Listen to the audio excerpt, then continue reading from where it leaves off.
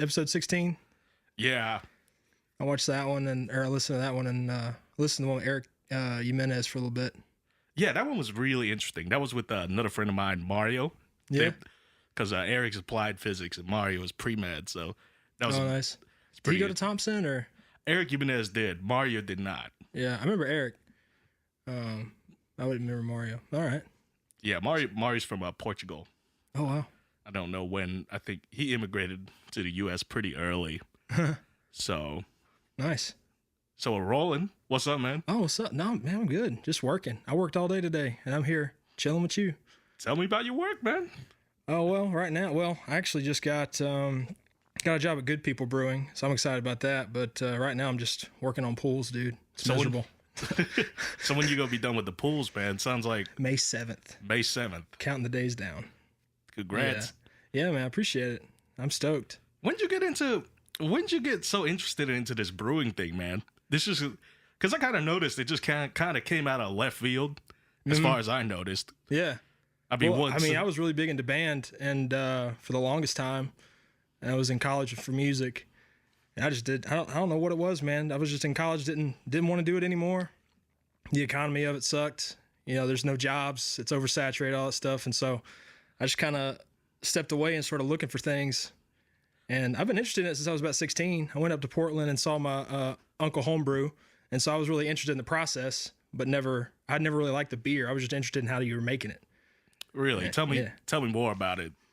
Yeah, it about when I was 21. Like you can't really go into any places and experiment with craft beer when you're young. You have to wait till you're 21 to go anywhere. Obviously. Well, obviously. So I was always interested in it, but never could experiment with anything. So about when I was 21, I just started going to the gas stations and picking out something that looked cool, whatever logo caught my eye.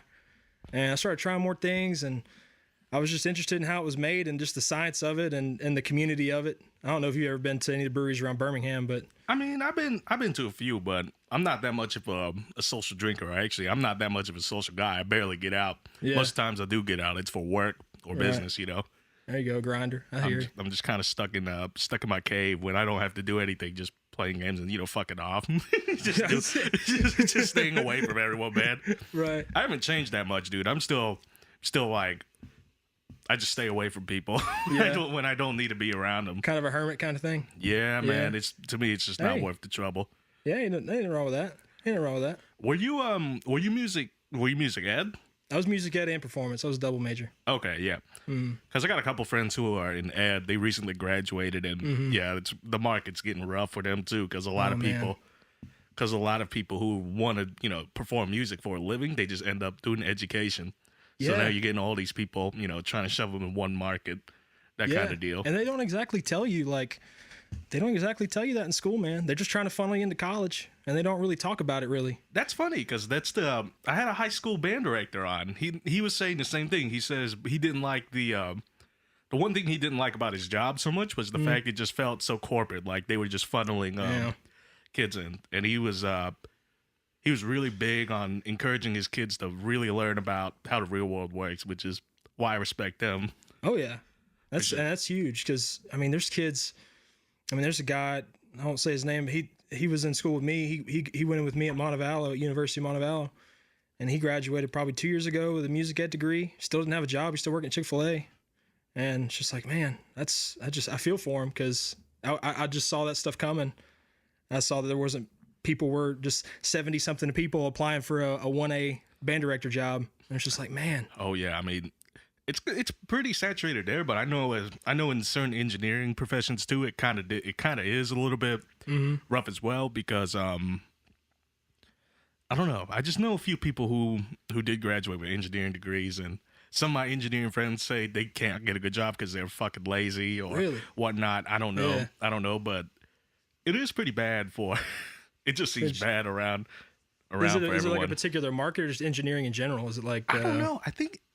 I don't know the specifics of it, so I don't want to say too much, but I think it's based on a market. Because I mean, even my friend, even Eric Mobley, you remember Eric Mobley? I think so, yeah. He does a little coding at his job, and he got hired as an engineer. So a lot of things are starting to move towards that realm, as far as I could see. Because I mean, that's the new American frontier now. Really? Yeah, Just coding, automation, all that stuff. There's so many things you can do. Oh man. I mean, have you heard about the Amazon self-driving truck? Oh yeah, man. Automation scares the crap out of me, dude. I mean, think about it, man. It's been around for a while. I mean, when you go like to park somewhere, there's nobody working there. You just press a damn button, and it gives you a ticket. You know? It's creepy. And I think what is it? Correct me if I'm wrong. I think Amazon bought Whole Foods, so they're trying to work on this thing where you just walk in, pick stuff off the shelves, and walk out, and it automatically scans it. Yeah, I heard about that. That stuff creeps me out.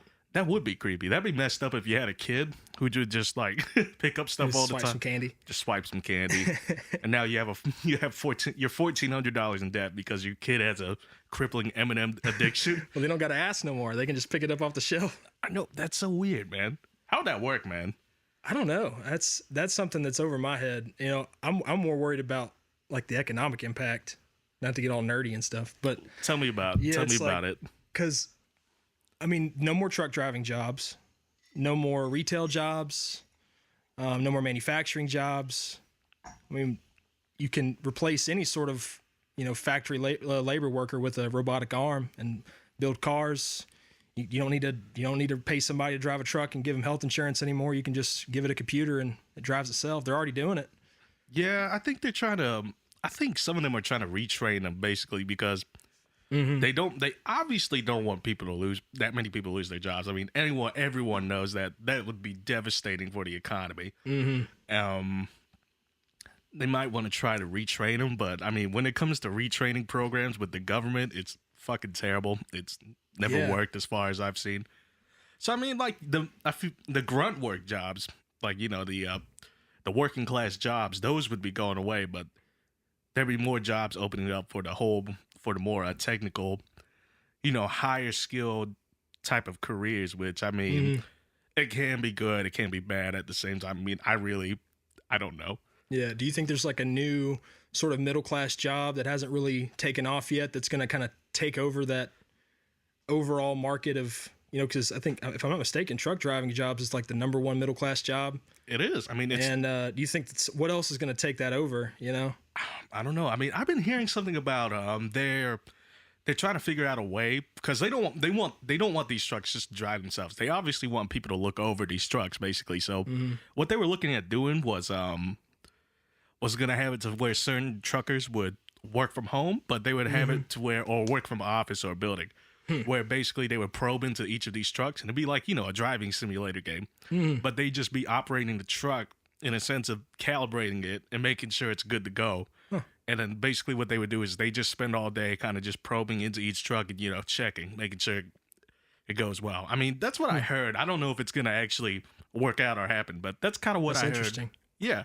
Yeah, that's really interesting. That's pretty cool. It's cool too, because I mean, it might be better for the livelihoods of the truck drivers, because I mean, there might be less jobs, but I mean, that gives them more chance to be closer at home with their families. Life's hard. That life is not easy. It is. Have you ever seen pictures of what the living quarters of the trucks look like? Oh, I haven't, but I don't even want to know.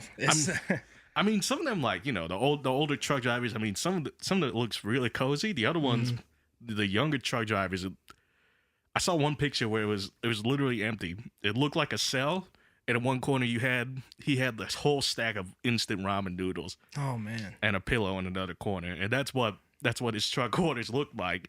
Man, yeah, you don't eat well. You never have a good sleep schedule because you're driving probably 16, 20 hours a trip. Actually, they don't. I think they don't allow you to drive more, supposedly, but I mean, I'm not sure what the cap is. I know there's a cap. I just don't know what it is. But I mean, you got to be driving. You're sucking your day away. Like, what do you do on your spare time? Sleep? Yeah, that's so rough, dude. I mean, sleep, hang out at a Wawa or something. I mean, there's a lot of drug use in that field too. Same with the live, same with like stagehanding, dude. That's why I kind of am trying to get away from it. Really? A bit too. Oh hell yeah! I mean, this one live stage crew I worked with. I'm not gonna say the company name, but I mean drug use was rampant. I'm not talking about just weed. I'm talking about most of these guys were, doing heroin or some other crazy shit. And I just said to myself, wow, I gotta get the fuck out of here. Like, this is not That's not a good environment, man. It's not. I mean, the pay was decent, but I'm saying it's just, it's not worth it. The environment to me wasn't, and maybe it's because I'm being picky or a little bitch about it, but I mean, at that point, I mean, I'd much rather make less money, but be around an environment that was going to motivate me to do more. Because, I mean, the people I were around, they were good people. It's just the things they were doing wasn't, a bit questionable. You know what I mean? No, I feel you. I mean, environments, to me is almost more important than the salary to me. I want to love where I work. I want to love the people I work with. So, like, if I go in there and people are shooting up heroin in the bathroom, like, I don't know if I need to be here. Yeah, that problem does it's kind of rampant, too, in the food industry, as far as I'm aware of it. Alcoholism is rough. Yeah. Speaking of alcoholism, I mean, tell me about Good People. Tell me more about your brewing position. Or actually, tell me more about what the process it takes to actually brew a beer, because I've seen it, but I've never really known. So if you could just kind of walk me through that, because I'm interested, Yeah, well, I mean, I started off home brewing. So once I started getting interested, back what I was saying a while ago, like once I started trying the local beers, the local brewery stuff, and I started getting interested in what they were making, I was like, I'm the next step wondering how I'm making it. So I just bought this simple $200 home brew set offline. I just kind of took a chance on it, and I get it home and I tried to make a brown ale, and it was awesome. It took about an hour. So basically you get a big, so let's just say we're making like a 5-gallon batch of beer, a big 5-gallon bucket. You just get about seven gallons of water. You'll heat that up to about 180 degrees, and you'll do what's called a mash. So this is where you're introducing your grains into your beer. There's five main ingredients in beer: water, grains, hops, yeast, and I already said water. What was the other one? CO2. And so this is where you introduce your grain. So basically all you're doing is that heat is extracting all those sugars and all those starches out of there, those flavors from the grains you're getting. You can do oatmeal flavors, you can get chocolate flavors, coffee, you can get there's so many different types of grains. It's crazy. It's wheats, oats, barley, there's so many things. And then there's so many different ways you can manipulate the flavors from that standpoint. So once you've like extracted all that stuff, you bring it up to a boil. And so now you're processing all those sugars. This is where you typically add hops. So I don't know if you've had IPAs before, Indian Pale Ales. Those are very hop heavy. So they bring that's another flavor profile they throw into the beer. So like you can get, depending on where you put these hops in the boil, because the boil lasts about an hour, depending on where you put them in the boil, depends on whether they're bitter or kind of sweeter aroma stuff. So if you cook them really long, that's where you get that bitter taste in a lot of the beers. But if you wait until the end of it, it's more along the lines of, aroma, tropical flavors, fruity stuff, things like that. Yeah. And so I don't really like bitter beers. I've got a couple of them here, but that I just prefer to drink. And then basically after that, it's just once you get all the hops in and the boil's over, the next thing is just you need to cool it down as quick as possible. Because the next step is to put the yeast in. The yeast is like a live bacteria, so like it'll die if you throw it in there too hot. So you have to get it down to like 60 degrees, 70 degrees. And then you pitch your yeast, and then you throw it in a fermenter, and you just let it sit for, 3-4 weeks, something like that, depending on what kind of style you're making. Some take months. Like sours can take up to 6 months to be done. Huh. So yeah. I never even heard of a sours. You see, this is how much of a fucking loser I am. Never heard of a sours beer. Oh, there's all kinds. I've got a sour one in here. So yeah, I've got all kinds. There's all kinds of beers out there: sours, stouts, lagers, pale ales, IPAs, brown ales. There's all kinds of stuff. I do like lagers more. Yeah. Mainly because I'm more of a for the flavor kind of deal. Like I don't get light beers. Mm-hmm. I have a friend, TJ actually, who was a fucking natty addict, and I tried it once. They love them. Some of my friends love the Coors Light and that stuff. It's like, this just tastes like water. Like this is you don't drink. That's me.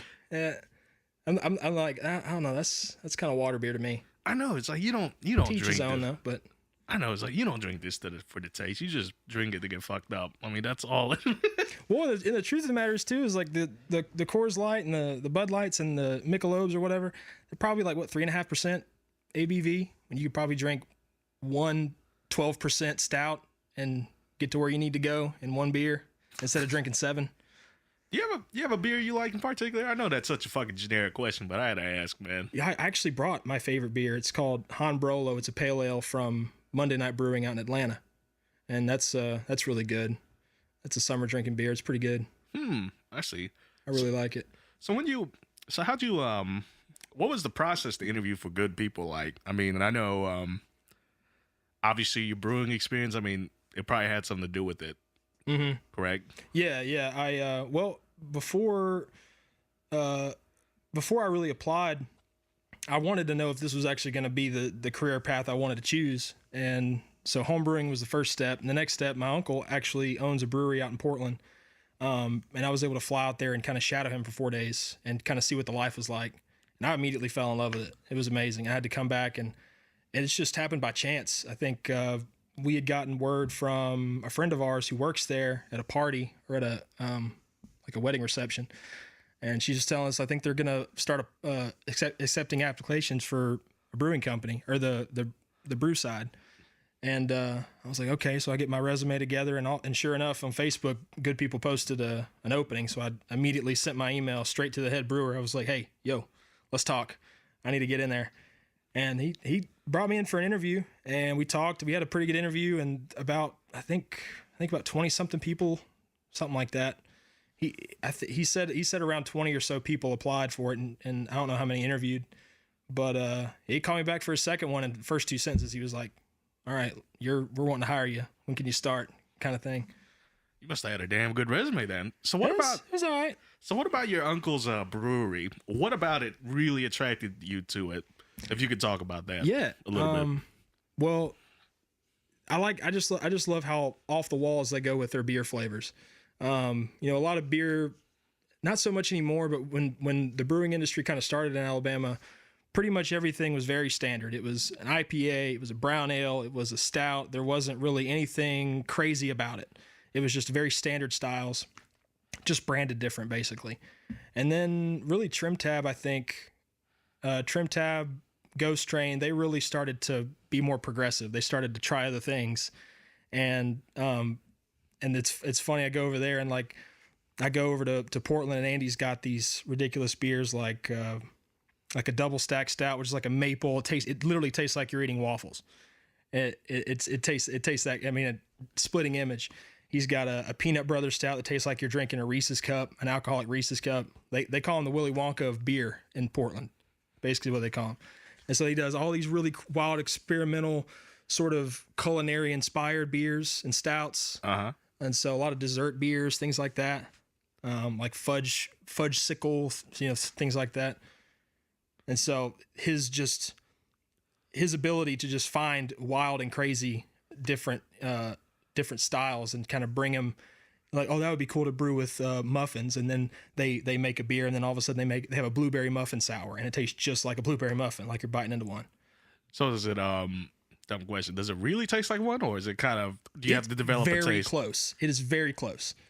It is pretty damn close. Because, like, I've never had, beers that were that off the walls. But when I would just try, different types of beers and they would talk about the flavors, I just wouldn't know what the fuck they were talking about. Because, like, this almost tastes like, look, Stella Artois to me, I don't even know, almost tastes the same as Heineken. Yeah. To me. They taste, yeah. Because, it's not really, I don't know. It's just,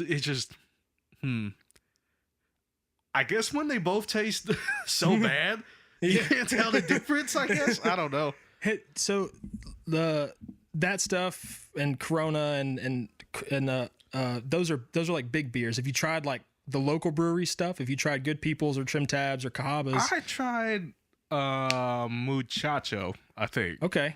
I tried that. It was pretty. It was like I think that was a Mexican lager, I think. It is. It was basically like that's pretty good. It's a better version of Corona, but I don't mind Corona either. But then again, I don't drink that much.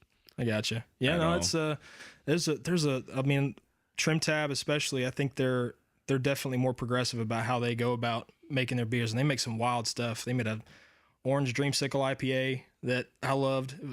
That one was really, really good. I tried to bring that one, but it's a seasonal. They don't have it out right now. They got a Paradise Lost one that's really good. I mean, there's all kinds of stuff. I could just keep naming stuff for days. Nah, dude, I feel you. So tell me about what. So you got hired as a brewer at Good People. So do you know exactly? So what are you doing exactly? As dumb as that sounds. Well, no. Well, at first, I'm going to do all the bitch work. So I'm going to be cleaning. Right. I'm going to be, making sure everything's, put up around the floor and stuff like that. I'll be carbonating beer, probably packaging beer, something really simple. They're going to slowly integrate me into this because they're a multi-million-dollar company. They're not just going to let me walk in there and start doing shit. So they're going to slowly teach me. So I'm going to probably train for about a month, clean stuff, carbonate beer, do, really simple things. And they're just going to slowly integrate me. In the next 6 months or so, I should start brewing. So it's kind of like an apprenticeship, sort of. Basically, yeah. They just have a 6-month training program type thing. I think that's the way to go nowadays. I mean, it's probably better than, obviously for some careers, and you don't want people to do apprenticeships for surgeons. That's a whole nother story. Yeah. But I hate the internship process. I mean, my girlfriend had to do an internship for her, or I'll say fiance now, not girlfriend anymore. But she had to do an internship. She worked a full-time job for no pay, and that was ridiculous to us. Oh man, it really depends on your skill set. Like, I know some friends who are like engineers or like entertainment industry workers or coders. They could fucking negotiate what they made at their internship because they knew if that company didn't take them, there'd be another company that'd take them. Right, that kind of deal. So it really depends on skill set. I mean, honestly, the best thing you could do nowadays, I feel like the American dream is, okay, get to a point where you're the boss of your boss. As crazy as that sounds, or you're your own boss. Basically, you offer something to the company that they can't do. Right. I got a friend. I'm not gonna say. I have a friend who did like data systems for this company, and he could just negotiate whatever he wanted. He could literally just say, "Look, I'm the only person who knows how this shit works or the system works. So I'm going to show up at 11 and I'm going to leave at 3, 4 days a week. And you're not going to do anything about it." I'm not going to tell you where because that'd be really obvious. But I mean, that motherfucker. Because it's true. I mean, if he wasn't there, I mean, that whole company would be fucked. Make yourself invaluable to the company you're working for. Even if you hate your job, just figure out how to make yourself invaluable. At the end of the day, it's business is just who can screw over the other person. Yeah, it's what it seems like to me after I've left college. It's like, damn. All right, well, I'm not going to do that again. You didn't graduate? Because no. I didn't either. I dropped school like a bad habit, man. I just it was a bad business deal. I took 2 years of business school and I was like, what am I doing? No, dude, I feel you, man. I mean, my cousin's actually, it's funny because my cousin's working at Amazon for a bit. He was in school for pre-pharmacy and then he changed his mind. He's going to go for an MBA now because he basically, he learned a lot of how a lot of the business goes. I don't know exactly. He told me a little bit about it, but yeah, he said he's going to be moving into the corporate side of Amazon a little bit instead of just going to pharmacy school. That's awesome. He needed that degree for sure. I mean, that's the thing nowadays is you don't necessarily need one to be successful if you know what you want to do. Yeah. But in a lot of fields, you absolutely need one. I mean, hopefully sooner or later, the generation will kind of get out of the idea or kind of realize that, hey, this entity is selling you your dream. You should realize how messed up that is. Yeah. For tens of thousands of dollars, hundreds of thousands of dollars. Oh yeah, man. I mean, who really knows the value of money at 18? Nobody does. Nobody. I didn't know shit about money. Oh my gosh. I had no idea what I was signing. And, they give you this like crash course into FAFSA loans and you can read all this stuff. Nobody understands a word of it. My parents didn't even understand it. We did not know what I was getting into with those loans. They had lawyers wrote it up. They wrote it up to make sure that normal people like you and me will never understand it. Yeah. Man, it still gets me riled up. No, I just saw that my student loan debt just keep climbing. I was like, I need to get out of here before this gets rough. Okay, look. I took out a loan once and I said, fuck that. So I've worked my ass off to make sure I pay everything cash. Like straight up cold hard. Car dealerships will, will actually penalize you if you pay everything in cash up front. No, I did not know that. That is a crime. Huh? Well, not really. It feels like a crime. Yeah, because they're not trying to sell you a car. They're trying to sell you a loan. Mm-hmm. Man. The car that I financed for $10,000. It is definitely not worth it. It is a piece of shit. That red one out there is garbage. Over the last 6 months, I've put $3,500 in that car. Oh, no. Everything's made out of plastic. It has 100,000 miles. It should be running for another 200,000. Everything's plastic, so it keeps breaking. And my mechanic was trying to replace a hose in it the other day. Broke 2 pieces while he was in the middle of doing that shit. You should have bought yourself a Tacoma, dude. That's what I'm looking for. Or a Toyota 4Runner. That's what I'm looking for next time.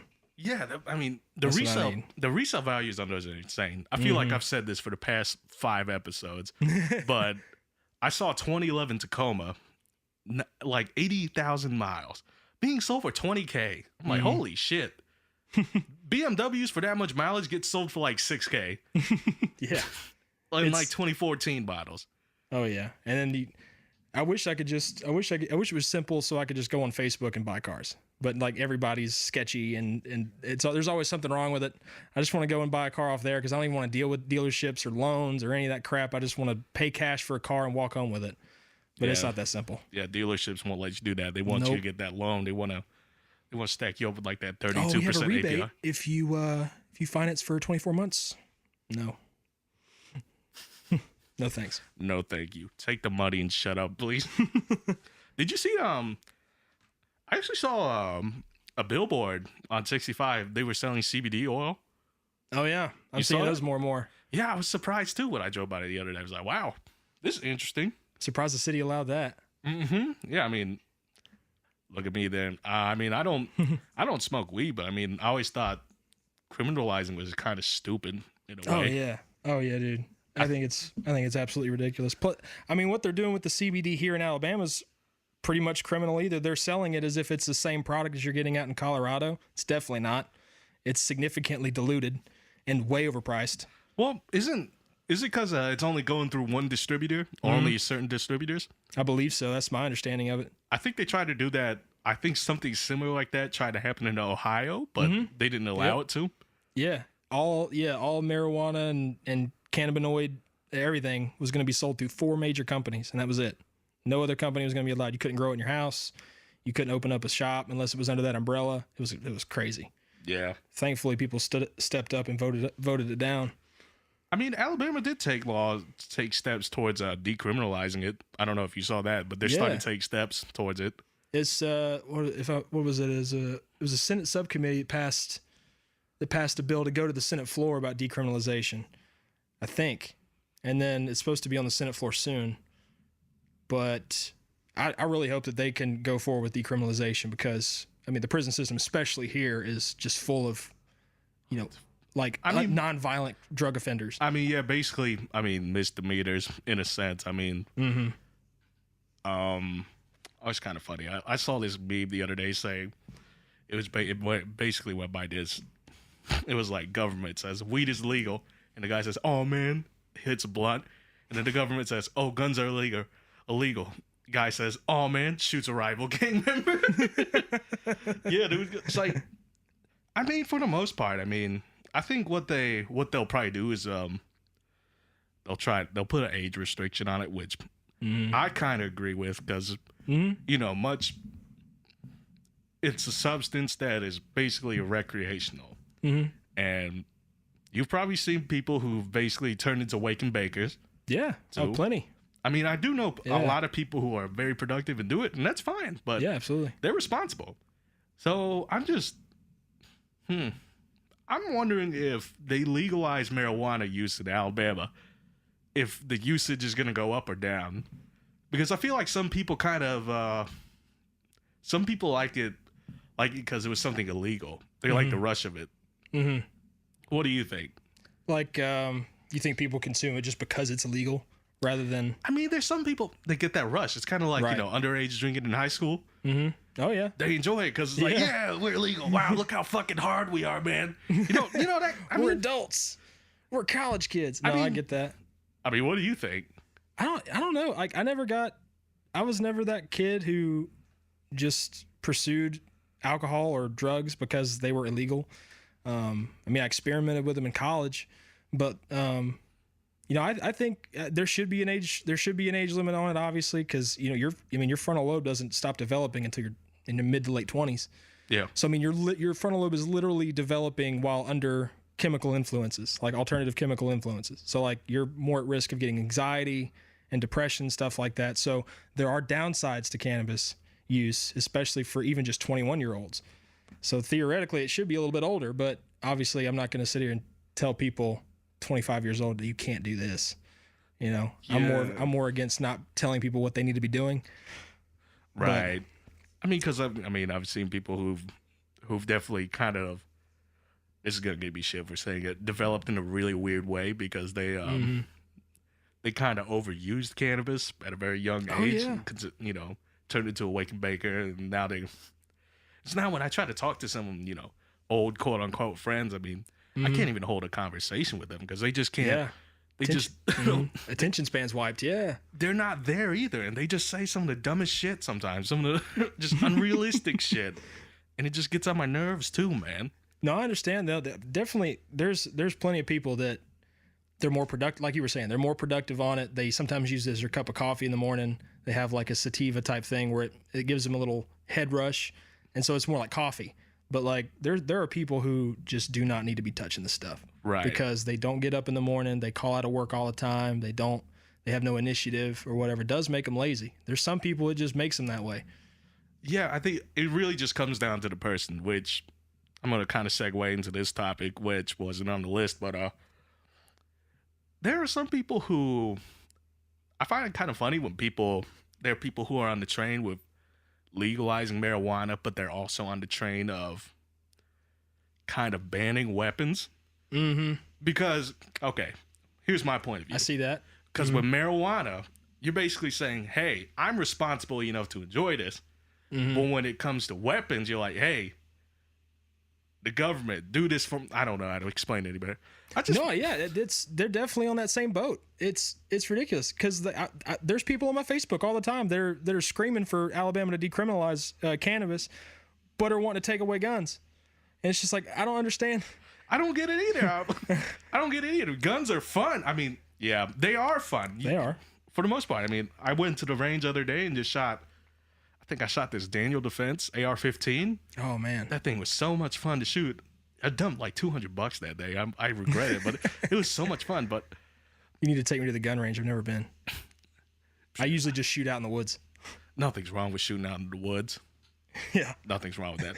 But I mean, like, I'm a big advocate of don't blame the tool, but blame the person. Absolutely. Because that's all it is. I mean, do you think that gun sales should have, so I can't remember where I heard this, but they were talking about a license process to owning guns similar to that of a car, where it's like you go and you take a written test, you take a practicing test with a fire professional or the firearm professional, police officer, and then you pass this test, you get a license, like a Class A license to have a handgun, and then you can take another test for a shotgun, another test for an AR-15. Do you think that would help? I think it would, but there's another problem because, okay, that would help for a lot of the normal, law-abiding citizens, your normal, sure, good people. But there is an issue going around Birmingham in particular. One of my friends, Callie, talked about this on the previous episode. He was talking about Birmingham has a big issue with ghost guns floating around. Because what will happen is these unregistered guns basically get, sold to people. And apparently there's a way to track on the bullet casing from which gun it came from. Not what type, but what exact registration the gun came from. So the problem is when all these bullets get shot from a gun that's unregistered and unlicensed, well, you don't have any leads because, I mean, the only lead you have is like, okay, it's a 9mm. Great. Right. How many people in the state want a fucking 9mm, Right. But I think that it's a good process, but I don't think people are always going to sidestep the law. It's always going to happen. It's just human nature, man. I mean, I get what they're trying to do, and I think it's a good step to. I think honestly it's a good step because I mean there's some people you never want touching a gun. I mean, Absolutely. I not. was at a range and I was at the range and this boyfriend and the girlfriend, I mean, she had her fucking finger on the trigger the whole time, like waving around like a stick. I'm like, holy Nope. shit, get me out of here, dude. Nope. But I think the test would be a good idea. It's just I don't know how much of actual crime it's gonna mitigate.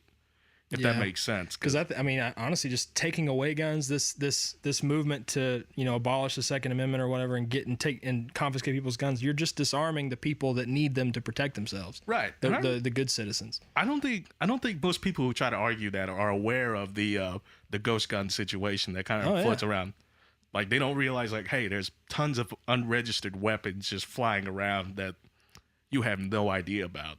Yeah, I would hate to go under the gutter system in like Chicago, because there's all kinds of guns that they just throw away down there. Ghost guns will shoot and kill somebody and just throw it under the gutter system. Yeah, there's probably millions of guns down there. It's so messed up, man. That's crazy. No, people don't see that. They don't realize that how easy it is to obtain an illegal firearm too. It's not that difficult. You just have to know the right guy. You have to know the right guy. That's all it is. Speaking of guns, I'm thinking about buying one soon. Oh yeah, maybe a Glock or H&K VP9. I don't know yet. I wish I had the money to just go crazy on guns. I'd have dozens of them. You can go. I mean, you could waste tons of money on it. I mean, there's some custom rifles that start around like $3,300, and that doesn't even include attachments. But there's some at some reasonable prices too. I mean, I know Smith & Wesson makes some decent. They have like an AR-15 just starting at $650, which is not bad. That's not bad. It's like their sport. It's like a sport model. It's just semi-auto, which most of them are. It's just difference in construction. I don't know too much. That's what I have, is a Smith & Wesson compact 9mm at the house. I wanted, and I've got my grandfather's old 357 Magnum Blackhawk. It's just this big monstrosity cannon, hand cannon. Yo, dude, you ever shot a 500? No, I have not. Oh, they'll kill your wrist, dude. I shot one once. I said, nah, this is good. No thanks. I'm good. Because the rounds are huge, man. They're ginormous, dude. And that's coming out of a handgun too. If I drink enough beer, I might shoot one. I'd be too scared of it. I'd be a little bitch. I'd be like, no, I'm good. I'll watch you do it. I was too. I was a little bitch when I first started shooting. But everyone is. I mean, who isn't? Right. And one of my friends actually bought an M1 Garand. Oh wow. Yeah, dude. I think like a replica, or is it a real deal? Like real deal, like wow. actual. I think it actually was involved in the war, like the Europeans' war. And that thing was a brick shit house. You held that thing, it was like 14 pounds of just wood and steel. Wow. Think about it, dude. I'd hold on to that for a long time. I know, but think about people going to war with that thing, dude. Oh my gosh. 18-year-old kids. 18-year-old kids with a 14-pound gun, dude. That's rough. Imagine going to war for Russia during World War II. Oh my! And you weren't the kid with the rifle. They gave you the ammo. They're like, yeah, when this guy in front of you dies, pick up his rifle and keep fighting. I think that's what they told you. 18-year-old kids. What battle was it? Was it Stalingrad or was it? I think it's Stalingrad or Berlin. I forgot. But one of the battles where the Germans had their last stand, the Russian casualties were basically, compared to the Germans, was almost something like 22-1. Oh yeah. That's how bad it was for the Russians, because it was Stalin's strategy was like, okay, just shove them in there. We're gonna overwhelm you. And that's it. I mean, that's so brutal, man. They would rush a machine gun bunker with like 1,000 troops. They would just rush them, and they wouldn't care, just as long as you took it out. Nope. That's crazy. There's never going to be a generation that. That's why I'm brewing. I don't want to fight. Yeah, nobody wants to fight. Believe me. I mean, that's weird, man. There's never going to be a generation. They think they do. They think they want to fight. Yeah. They think they want a revolution. Yeah, and they never even shot a gun. Nope. There will never. I don't think there'll be a generation who.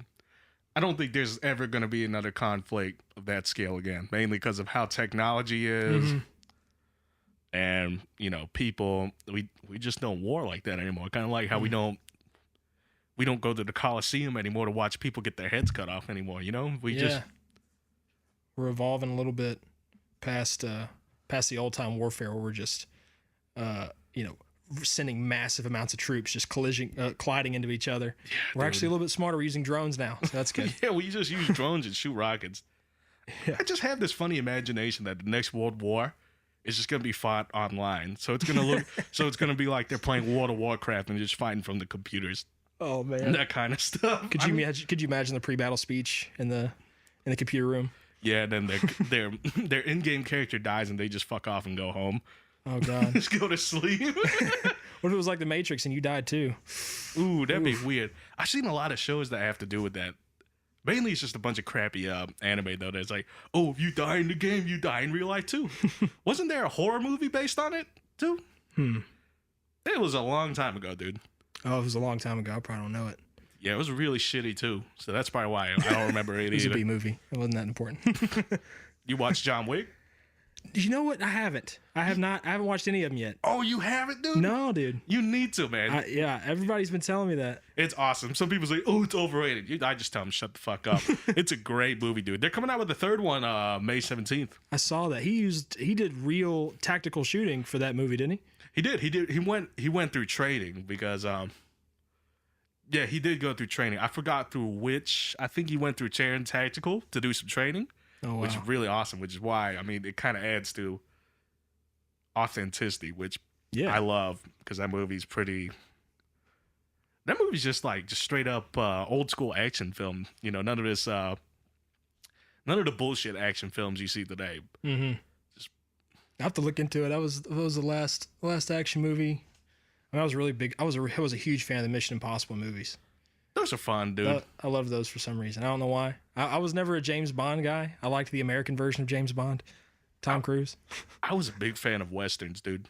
Mainly because my dad has a huge DVD collection downstairs. Like he's got at least 2,000 DVDs just stacked in that little cabinet or that little shelf. But him and we would always just watch these old Clint Eastwood movies like Dirty Harry. Oh yeah, stuff.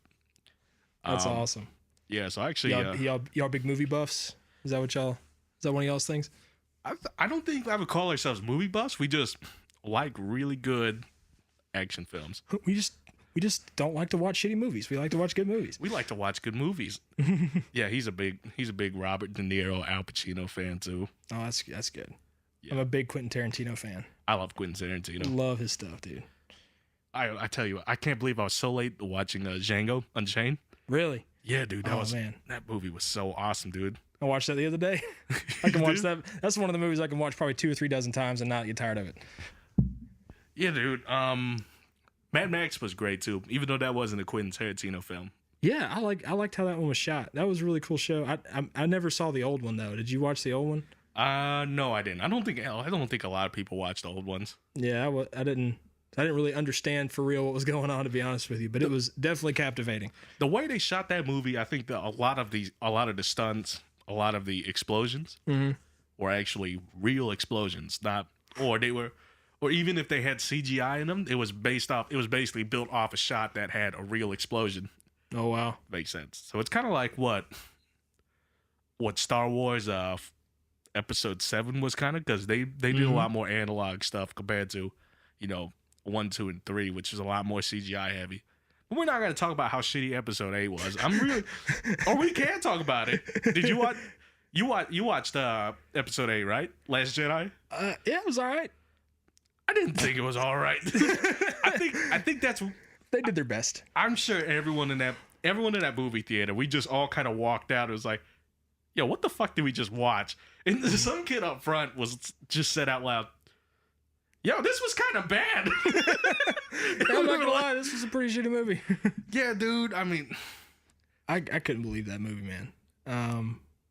It's just it just screamed like recycled corporate bullshit. That's all it screamed to me. A money grab. Yeah, Mickey Mouse got his little grimy hands on it. He's like, oh, it's like, oh, your child's mine. Mickey Mouse thinks he's a Jedi now. Oh, okay. Let's see how this works out. Yeah, and I'm actually going to see the next Endgame tomorrow, Avengers. Yeah, that I'm not caught up. You're not? I've probably watched 10 of the movies. 10 of the 22. Just watch the Avengers. You'll get it. Like, watch Infinity War, and then you can watch Endgame. All right. I stopped like Avengers 2, I think was the last one I watched. Yeah, I think so. Infinity War is probably it was one of my favorite Marvel films, just mainly because of how well written it was. It wasn't just, oh, we beat this shitty villain, we just kind of shoehorned here. It was a lot deeper than that. That's all I'm gonna say. I gotcha. I think just because I've never really watched it much I was never a comic book fan for real. I loved the Joker. The Joker's my all-time favorite comic book character of all time. But that's about it. Like, I don't really venture into comic books too much beyond that. Nah, for you. I mean, who doesn't love a villain who's just, completely psychopathic like that? I mean, there's so many things you could do when you just have a character that's just written based off, pure evil. Oh yeah. They could just do whatever the hell they want to, and there doesn't have to be any justification to it. So it's like, I did it because I wanted to. Yeah, I just want to fuck shit up. That's pretty much all I'm trying to do here. God, I wish Heath Ledger didn't pass away. I mean, he played Dark Knight. I think Dark Knight Rises. Yeah, Dark Knight Rises. I watched so many movies. I forget these names, but his performance was magnificent in that. That was unreal. And then, who is that guy? Jared Leto? Isn't that his name? Yeah, he did. He let me down on the next one. Joaquin Phoenix is that new movie, that new Joker movie. I'm hyped for that one. Joaquin Phoenix? Yeah, Joaquin Phoenix is gonna play Joker. Ooh, that's his name? Yeah, Joaquin Phoenix. Joaquin Phoenix. Yeah, he's playing the guy who played Walk the Line, Johnny Cash. Really? He was in Her and The Master. I'm just thinking. Oh, Joaquin. I see now. I thought you said his name was Walking Phoenix. Or maybe that's my southern accent coming out. It's Jock. Well, I can't pronounce it either. Joaquin Phoenix. Joaquin Phoenix. That's what I call it. But yeah. I could be wrong. It could be Jockin'. I don't know. Yeah, the Joker 2019 movie. But have you seen the teaser trailer? I haven't yet. It's pretty creepy. Which is perfect. I mean, that's what the Joker always was. It needs to be like that. But I really thought you said this man's name was Walking Phoenix, like actually walking. And I'm like, I'm about 92% sure it's Joaquin Phoenix. Yeah, but it's spelled a J. Oh. It's pronounced weird. Yeah. But I was thinking like Walking Phoenix, like, is this dude like walking? Is this dude like Cherokee or something? It's like, what kind of badass is this? Imagine having a license, like, okay, Mr. Walking Phoenix. Walking Phoenix. Sir, you're free to go. You're free to go. You're good, man. I mean, look, your name is Walking Phoenix. I mean, I don't want to fuck with this kind of deal, dude. Oh yeah, I'm looking forward to that movie. They got the makeup right, like the original Joker and the original. Like the Heath Ledger makeup kind of deal. No, it's like the Killing Joke Joker. So it's like his original paint when he was first Joker. Oh yeah, it's pretty cool. I'm really hyped for that movie. Who else played the Joker that was pretty good? Didn't Jack Nicholson play? Jack Nicholson did. Up until Heath Ledger, he was the favorite Joker. Yeah, it's a shame. Yeah, I'm going back. It's a shame Heath Ledger only was able to play Joker once, though. Oh man, he was only 26, 27? Yeah, man. And he killed himself too. Yeah, he OD'd, I think, right? Yeah, that's a sad part. I mean, depression is such a relevant thing in this society, which is I find really ironic because technically we live in the best. Some people argue, but I will say this: we live in probably the best time it is to be a human being. Because before some dumbass tries to argue me in person or in real life, hunting for food is not a problem for most of us anymore. Correct. Hydration is not an issue most of us have to deal with. I will say some areas is rough, but it's not like we have to migrate to the fucking lakes. Right. Or the, you know what I mean? No, I completely understand. I agree with you. It's totally different now than what it used to be. I know. I mean, could you imagine if just groceries stopped showing up on the shelves? How crazy people would get. How crazy. I don't know about people in my neighborhood. They might be fine because, I mean, a lot of them hunt. Okay. Which I think is such a underappreciated skill. Because I mean, I have some friends who do hunt, and they always talk about, it's one thing to just get your food from the shelf, but it's another thing to actually work to get your food and just track down your target and kill it. Oh yeah, and be able to eat and butcher it and pack it, freeze it if you need to. Oh yeah, man. I mean, just put it in perspective. I mean, this is how good we have it. We can drink water from the same place we take a shit if we needed to. Yeah. I mean, that's true. I mean, People have a weird thing about it because it is a toilet, but it's fresh water. it is fresh water. It's no different from the water you use to wash your dishes. Yeah, no different. That's also crazy. How much water do we use to take a shower? You know what I mean? Multiple gallons. Multiple gallons. Multiple. That's, I don't know. People have to. There are people on the streets that have to take showers with baby wipes. Yeah, I just don't get why people complain about this country. I mean, there's some things wrong with it, but it's like, look, if you're going to complain about the president, I mean, what has the president really done for you? You know what I mean? Mm-hmm. Negatively or positive, what has the president done for you? Nothing. Innocent. For me personally, nothing. But I mean, for me personally, because I've heard either. you say that a couple times on the podcast, and I've thought about that. Like, what literally has he done that's affected my life? But I guess unless I'm on government assistance, I don't think there's really anything that they can do. But I do have to be respectful to people who do come from a different walk of life. That might be more to them because, I mean, they might be on programs that do affect them more. So I need to be careful what I say sometimes on this show. I thought about it the other day. Well, I like the free form conversation of it, man. Like, I think you should be able to speak your mind. That's 90% of the problem of social media is you can't say whatever you want to say all the time. Yeah, it's because people will kind of gang up on you. Oh man, that's why I kind of avoid sharing about this podcast. It's like, there's some people who are friends with me now, but if they hear some of the things I say, they'll think I'm fucking insane, dude. I mean, there's what, episode 18 now? There's basically 32 hours of audio footage of me saying some of the most ridiculous shit. Think about that. This is the most ridiculous shit. I mean, because I got a friend who got a job at Amazon in Seattle, right? Uh-huh. And him and we talked about it a little bit. He's saying, he said, I'm going to be careful saying what I got to say. And I just say, man, it's too late for me. It's too late. It's already there. It's already there. I got all the evidence is there. 28 hours of bullshit. So I've gotten more accustomed to just being me. If you don't like it, bye. I don't. Yeah, I think it's generally the older you get, I mean, the less you give a shit. Yeah, I used to care a lot. I used to care a lot about what people thought of me back in high school and in college.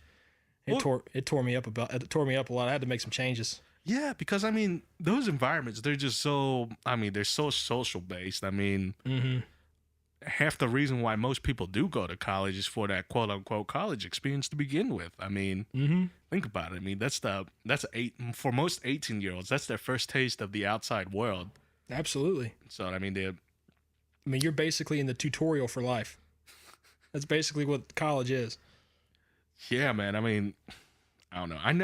I don't think you and me ever, I didn't buy into the college social thing. I really just went there, did my classes, talked to a few people, went home, just did my homework. Yeah. I was just kind of a shut-in. I was very socially active on campus. I really wanted to eat up. College to me was more than just academics. I wanted to meet people. I love doing that, man. I love meeting new people, having conversations with people with different walks of life. I love that stuff. One of the main reasons why I like the brewing industry. I meet people all the time. I bet it's just an interesting group of people you meet because they come from, it's brewing. One, it's probably a badass career. You probably got some pretty interesting people who work in that field as well. For sure. Yeah, you do. The brewing industry. The brewing industry that's probably the only industry that at least I've been a part of where people are very open about sharing their ideas and philosophies about certain things. Normally, like for example, I stock trade on the side. That's kind of one of the things I like to do on the side. Nobody will tell me a damn thing about how they identify stocks or different investments. They won't tell me a damn thing. It's their own recipe. It stays with them. But in brewing, if I have a question about a beer or how to make a flavor, how do I make I tasted this in this beer, but I didn't quite like it. I want to kind of make it in this way. How do you kind of do that? And they're very open with you and being like, I tried doing this. I mashed at a lower temperature and more sugars came out and it tasted like that. It tasted better. And people are just so open in the brewing industry. I think it's because I think drinking is a lot of it. It's a social activity as well. So I mean, brewing is definitely a social activity. From what I can incur, kind of like cigar bars. Yeah, depending on where you go. I mean, I talk to people all the time. I mean, cigar bars. I mean, I think it's more of a social thing, which is why. And if you do disagree with someone, or someone gets mad at you, you just buy them a drink, and then everything's good. Okay, I'm sorry, man. Let me buy you a beer. Let me buy you a beer. You know, that kind of thing. That's hilarious. Do you want to try any of these? Actually, yeah, I've been thinking about it. I'll try a few. Let's do that. What you got for me? Actually, I've got a few things. I've got I think about 7 beers total. Let's see. One's a surprise. I've never had it before, but shout out to Mike over at the Beer Hog in Pelham. He told me to try this one out. Let's see. I can't even pronounce it. Here's some commentary for the listeners. You know, we're gonna save that one for later. Commentary. He pulled out a can that looked like an Arizona can. Yeah, looked like it was strawberry drink. It had strawberries on the front, so I was kind of skeptical, but he sweared by it, so I'll give it a shot. This one, Bearded Lady, I figured you might like. Good People made this one. It's a wheat ale. Tyler Cooper wanted that beer, but I couldn't find it. I like this one a lot. I'll try a little bit. I like sure. You even got the fancy beer glass. I even got the fancy glasses and everything. You came prepared to this podcast. Oh, absolutely. I'm not making you drink out of a can like a peasant.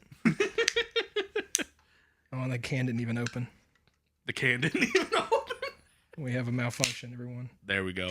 You fixed it, I think. There we go. I want to make sure the mic catches the a little bit sound. of ASMR. There we go. There we go. Caught it. It just you think Jackson poured beer into a glass, but he actually just whipped his dick out and just peed in it. It looks like it. Which one you want? I'll take that one. All right. So since this is a beer-based podcast, why not you tell me a little bit about what Bearded Lady is? Well, it's really simple wheat ale. They brew it primarily with wheat. It's just an easy drinking beer that I enjoy. I mean, it's one of the favorite ones. It was actually the charity beer of the week at Good People. Now I enjoy it. Nothing special about it. It's just really tasty. It tastes pretty sweet, actually, from what I can tell. I like beers more like that. A lot of people like these really, really bitter IPAs. I can't stand them. I'm not a fan of IPAs either, mainly because it sounds so petty, but most of the people I see drinking IPAs like it's a bunch of basic bitches. Hey, now I like some IPAs. Some of them are good, but some of them are like, it's like I actually brought one that I thought I picked it out because I thought you would laugh when you heard the name of it. It's called Make America Juicy Again. What's the artwork look like? Heretic Brewing. It's a New England style IPA. Make America Juicy Again. Make America Juicy Again. Speaking about juicy, I mean, it's a juicy IPA. They're delicious. It's a juicy IPA. Mm-hmm. Speaking of juicy, we do have an obesity problem in America. I don't think beer's helping. No, it's not. It's fine. We do have an obesity problem. Would you like to talk about that? Would you like sure, talk about obesity in America? Shit, man. I don't know much about beer, so it's like I've just been listening to you, and we've just been kind of catching up, so we can talk about that a bit. I've been going to the gym more lately, doing boxing. For real? Same here, man. I've lost probably 35 pounds. You've definitely lost some weight. You've toned up since I last saw you. I haven't lost weight. You can beat my ass. Look. So here's what I look like now. Okay, I look the exact same. This is for my old friends who haven't seen me. I look the exact same. My arms are bigger. That's it. And I have a scraggly looking beard now. That's about it. I wouldn't fuck with you. That's for sure. I think that's why I got so lucky in New York, is because I was just such a big guy. So it's like even the beggars wouldn't even ask anything from me. Either because I looked like I was sleep deprived and looked angry all the time, or so it kind of served me well in New York. Speaking of New York, you know how crazy the concealed carry, how long it takes to get a concealed carry license in New York? No. So I have a friend from Virginia. He was up there for some contract work a little bit. Mm-hmm. He turned in his paperwork to be approved for concealed carry. And it wasn't until 4 months later, when he got back home to Virginia, that he finally got approved to concealed carry in New York. Jeez. I mean, the process is insane up there. Jeez. I don't think it should be that difficult to obtain a firearm or a concealed carry permit. Damn, dude. They even had the in New York, they were trying to push the ARs that didn't have the stock or the pistol grip. I don't know if you saw pictures of it, but it looked really weird. It was basically like an AR-15, but instead of having the pistol grip in the stock, it had like some weird jank rifle grip. Huh. Without a stock. That's strange. It's weird. And, you know, there's obviously magazine capacity, too. I mean, like, I think they limited it to, like, 8 or 10. Oh, wow. God, imagine being the loser in New York, California. You don't get to enjoy. Where do you go to shoot? You can't go out back. You can't go out back. I think shooting homeless people is a crime, so I don't think you can go out in the alleys. I mean, are there many shooting ranges in New York? I haven't thought about it. Maybe some people would argue Bronx is a shooting range because of how bad that place is. Yo, I almost accidentally took the wrong train there, and I was one stop from getting the Bronx. And this might be for me being a little pussy or a little bitch, but one stop from Bronx was enough for me because I just looked out there. I just looked out like in the subway stop and the people getting on the train. I was like, all right, I got on the wrong train. Because I was supposed to be going to, I forgot where. I was supposed to be going somewhere for a gig. I think, can't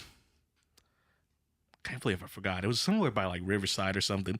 But I took the wrong train because I didn't know much about how the trains worked. Be honest.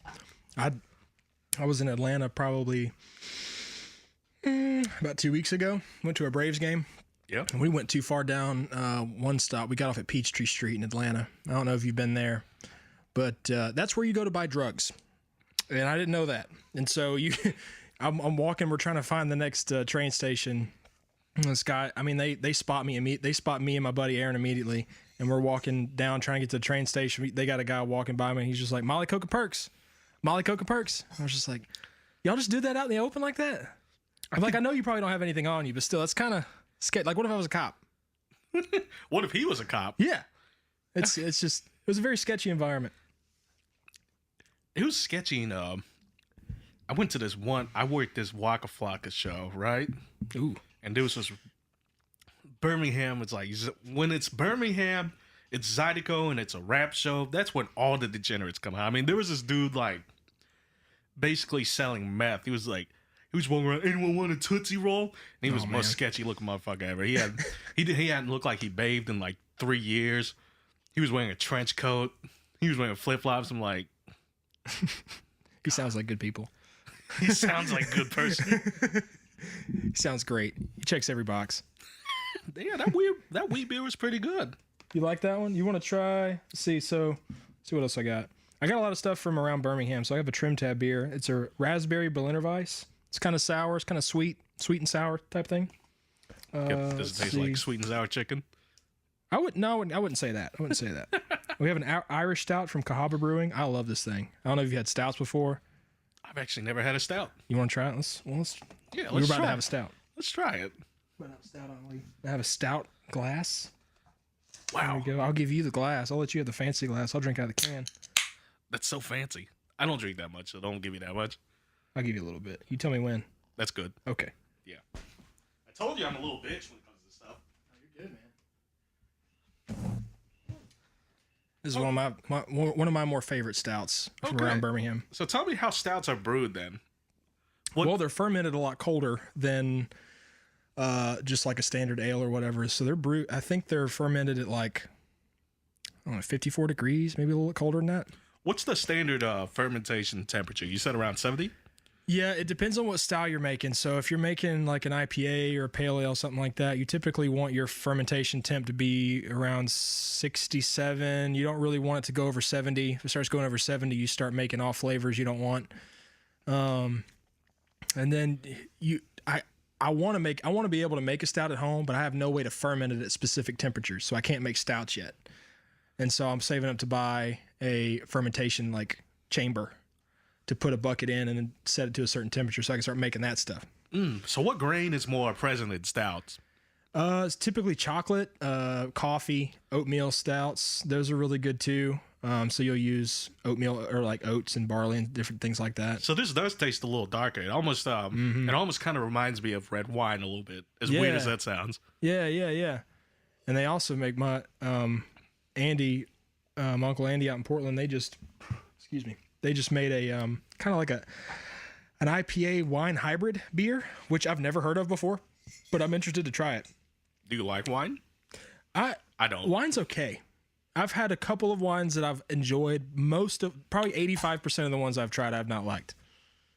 I don't know what it is. It's not my thing. I just use it to cook with. That's about it. There you go. It's good for making red sauce. I made some red sauce the other day just from actual tomatoes, and it was such a bitch just to make a quart. What I had to do was this was my first time making it too. So what you do is you kind of like cut an X on top of the tomatoes, and then you blanch it for about 30 seconds to a minute, and then after that comes it was the worst part for me because I don't think I blanched the tomatoes enough. So you have to peel off the skin, otherwise your sauce is gonna get stringy. So it literally took me about 3 hours to like peel all these tomatoes. You better have enjoyed that. I did enjoy it. It was great, but all that work for basically like a can of crushed tomatoes, you could have just walked to the store and gotten. Do you enjoy cooking though? Is that something that you enjoy doing? I do. I enjoy cooking a lot, which is, I mean, when I was growing up, I was around. I would always try to help my mom out in the kitchen a lot. I was really involved in the kitchen, and I think it's just it's a skill that more people need to know about. Yeah. Cooking, because one, you could save money, and two, I mean, it's just fun. I mean, in my opinion, it's the best way to say I love you without saying I love you is by cooking a good home cooked meal. But good is the key word, right? Right. If it tastes like shit, well, you must not love me at all, Lee. Yeah, man, dude. God, I just started on the grill recently. I've been grilling hamburgers and steak and chicken, stuff like that. I'm starting with the grill, working my way to the kitchen. Nice. I mean, with grilling steak, all it is temperature control. That's really all it is. There's not much to it. I mean, it's just salt, pepper. Yeah. And just know when the steak is right. Speaking of which, I mean, I had a cookout with some friends, and I misjudged the temperature, and I basically... They said the steak was great, but I looked at all their steaks and I'm like, Jesus Christ, that thing is still breathing. Because I was cooking like 12 cuts on that grill. And I just wasn't thinking because I've been cooking everything that day for all the friends. So I just didn't pay attention to, hey, that piece of beef is just still breathing, and it kind of grew legs and walked away. It's still got a heartbeat, man. I think we need to throw that back on. We need to throw it back on. But it tasted good though. You ever had deer meat? No, dude. I listen to the Joe Rogan podcast all the time, and he's really got me wanting to try elk meat. That and deer, both elk and deer. I know elk tastes better. I mean, but deer is good too. I mean, the reason why people think it's gamey is because they don't trim the fat off right. I mean, because that's where most of your gamey flavor comes from, is the fat. Actually, I take that back. I did try deer meat. It was deer spaghetti. I tried deer spaghetti. That was pretty good. So it's just spaghetti with deer meat? Yeah. That sounds good though. Pretty simple. I mean, it's just basically. I mean, it's really just a steak. That's all it is. Yeah. I wouldn't mind trying like a really good cut of venison or just some type of cut of elk meat. I've never had elk before, but I've never really had a really good cut of deer meat before. I've just had like the gamey stuff. Yeah, I know this girl who's out in Colorado. I don't know if Colorado. I think Colorado, but they have a lot of just restaurants that are the whole menu is based off elk. And it's super good. I need to give that a shot. I've never had elk either. But we got to go all the way out west to get it, right? There's nowhere close. I feel like the Midwest is a great place to retire, man. I mean, it's perfect. I mean, you're away from the bullshit of the East Coast. You're kind of away from the hippies in California. Yeah. So the Midwest is perfect. I mean, outdoors all the time. It's got to be hard to find a place like in the middle of the country anymore. It's got to be so hard. Yeah, because, I mean, most people don't go out there for the most part, so there's not that much development going on. And plus, I don't know where I was going with that. There's a lot of, I mean, I service, so with my job that's going to end in a few days, thank God, I meet a lot of rich people in Alabama, dude. Ooh, yeah. Like $4 or $5 million homes on the lakefront property. Like, people live out in the middle of nowhere with these massive mansions and these nice cars, and I'm sitting there cleaning their pool like, how did you make this, dude? How did you do this? I want this. Like, I can get cars, but I don't get houses, man. I wouldn't want a house that big. Just like a modest. I mean, I'd be happy with a one-story, modest house. I mean, I'm good with a condo. I'm good with that.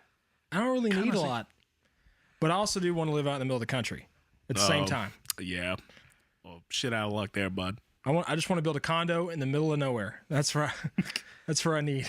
I feel like my vice in the future, when I do get my first actual stable paying job that's not seasonal and contracted, one of my biggest vices is going to be cigars, video games, and cars. Those are my 3 vices. Oh, and guns. So I got 4 of them. There you go. I got 4 of them. You're pretty much falling in line with me. I'm a huge video game nut. So I spend way too much money on video games, I think. Oh, dude.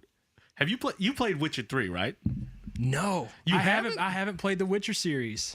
No, I have not. You could play Witcher 3 and that's fine. Because Okay. they're coming out with a game called Cyberpunk 2077. It's going to be amazing, man. Are you a PC gamer or? I am Xbox One and PlayStation 4. Ooh. So I've got both. I play The Last of Us was a good game I played. Red Dead Redemption and Red Dead Redemption 2 I played. 2 was amazing. 2 was amazing. I'm playing through it again. Mass Effect was probably my favorite game of all time. Oh, I feel sorry that trilogy. I feel sorry for Andromeda. Oh yeah, screw Andromeda. That doesn't count. That doesn't count. I'm talking about 1, 2, and 3. What was it? Commander Shepard. That's the real deal. God, Andromeda was hilarious because the game had such a huge budget, but the facial animations were so ugly that nobody knew why. Because the face they modeled her after, like, she was pretty. But then you look at the in-game face and you're just sitting there thinking, yo, what the fuck is this? Yo. What went wrong? She is not this ugly. You know what I mean? I know for a fact. And then the facial animations were so funny. It's like, yeah, my dad died. And he just like has the smug grin. I was like, yo, what is this? Whoa, okay. Like, yo, what is this? What's going on here, man? No, Mass Effect 3 was my shit. I loved that game. Andromeda, I got bored about halfway through it. I gave it up. I'm surprised you went halfway through it. I tried. I really was like, when Mass Effect 1 came out, it was all right. It wasn't the best, and I was kind of like, I like the plot lines. I'm just going to give it a chance. It ended up paying off. It ended up being a great game, like the trilogy, I mean. Right. And so I was like, I'm just going to give Andromeda a chance. No, I gave up. I couldn't do it. I couldn't do it. I just saw these videos on YouTube, and, you know, some of them were just making fun of the game, and they were just saying, and the game and the titles was like, oh, $100 million budget, by the way. I don't know what the budget for that game was, but I know it was, you know, it's AAA publisher. Yeah, I know it had a big budget. What was it? One of the Fallout games flopped too. Yeah, Fallout 76. Yeah. Yeah, that pissed everyone off, dude. I loved Fallout. I didn't even bother buying it. Because it was just like Fallout 4. I'm like, yeah, what's this shit? Yeah, right. Nah, I'm good. I'm good. God, I do hope that they blow me away with the next Elder Scrolls. Elder Scrolls. I'm worried about that, but I'm pretty sure Bethesda, after, you know, the massive fuck up that Fallout 76 was, I'm pretty sure they'll smart off and say like, hey, we should probably make sure Elder Scrolls 6 is not a complete disaster or train wreck. Oh yeah. They better turn their tune around quick, because that 76 was garbage. Yeah, dude. It almost basically ruined the whole reputation of the company. Or I think it did, because I mean, they had to issue refunds, I think. Yeah, they were reluctant to issue refunds. They were saying things. They weren't allowing customers they weren't giving customers any refunds, because like some dumb policy going like, oh, if you open the game you can't get a refund, but most people bought it digitally on PC, so it's like, so where's my money, you know? Yeah. If you make a bad product and we don't like it, we deserve a refund. Yeah. No, that was a garbage game. Yeah, no, Mass Effect 3 was one of my favorite games. They're making a Crash Bandit racing reboot, which I'm pretty excited about. That consumed a lot of my childhood. Man, the last console I bought actually was a Nintendo Switch. I have so much fun with the Switch, man. Really? Yeah. I never had. I stopped buying Nintendo after 64. No, GameCube. GameCube is the last Nintendo thing I had. When it comes to like, because I have a PC, I build a gaming PC, so it's like, you know, whatever comes out on Xbox or PS4, yeah, I'll miss out on a few exclusives, but I mean, for the most part, I can get it on by PC. So it's like, you know, well, Nintendo IPs never or rarely come out on PC, if ever. So I had to get the Switch. Do you like strategy games, like strategy war games? Are you talking about RTS games? I guess. Like Age of Empires or Civilization or what is that? What is that war game that dude played? I saw it on YouTube, like Age of War or. Are you talking about Total War? Total War. That's it. That one. They're coming out with a new one this month. I want to play that game so bad, and I just cannot afford a gaming PC. You can build one for pretty cheap. Really? I have a pretty mid-high tier PC that I built for like $650. Oh, that's not bad. I was thinking more like thousands of dollars. Yeah, you can do that too. I mean, one of my Indian friends actually just dumped money on a 260, which is like a graphics card. I don't know if I need their hobby on. I think this is a bad idea. Dude, look. If you can be stupid like me, you can have an audio side hustle. You can build a gaming PC. You can be addicted to cars and guns and nice, beautiful Asian women with long hair and glasses, and you could do fine. Okay? Look, Okay. you could do fine, man. I'm pretty sure you got your life more together than I do. Maybe. I don't think anybody does. Nobody does. Nobody's got shit taken care of. Yo, speaking of cars, dude, I know we're jumping around a lot in this episode, No, you're but good. it's like I enjoy it. I saw this Mach 1 1970 Mustang being sold for $15,000, and I was just thinking, like, I'm about to go to the fucking bank, take out a loan I cannot pay back just to get this car. I just imagine pulling up in that thing. It's loud. I don't know what engine it is in it exactly. It's just the car is beautiful and it sounds amazing, but I don't know what's in it. It's not a Boss because I can't afford a Boss. Like a Boss, I think Boss 430. Is it a Boss 432 or Boss 492? You'll have to forgive me. I'm very ignorant on cars. Well, it's a beautiful Mustang that's loud, basically. There we go. Okay. Now you're speaking my language. Yeah, man. I could just imagine pulling up to this house. And then my parents going like, "On, what the fuck did you just do? What did you do? What did you do?" Now you have two cars. You have a Tacoma, and now you have a Mustang, which you're gonna spend about $20,000 on maintenance. I do understand the need for two cars now that I have a side hustle and a full-time job. I need a pickup truck, but I have a car. But I don't want to travel in a car or in a pickup truck. I want to travel in the car. So I'm just like, why don't I just get an SUV? It would be so much better if I just had a $1,500 pickup truck in the backyard that I can work on and work in. I don't know, man. You can get a truck and do it all. I mean, I did a road trip in my truck. It ain't bad. It's my everyday, obviously my daily driver because I can't afford two cars right now. So I mean, I wouldn't mind a Ford Ranger or a Toyota Tacoma, either one. You know they're coming out with a new Bronco. Oh man, it's so gorgeous. It is, dude. Even I want it so bad. The old ones are still gorgeous. They still hold up to these days. The Broncos. Broncos. Dude, I know. I had an opportunity to buy one when I was in college, and I decided not to. Ah, dude. The day after I bought my first like shitty Jeep Compass, the day after, my neighbor down the street had this like 1966 Mustang that he restored, and he was just trying to get rid of it. He was willing to sell it to me for like $14,000. And I just looked at my Jeep and I'm like, fuck, I fucked up. If I just waited an extra day, I might have been able to get a Mustang.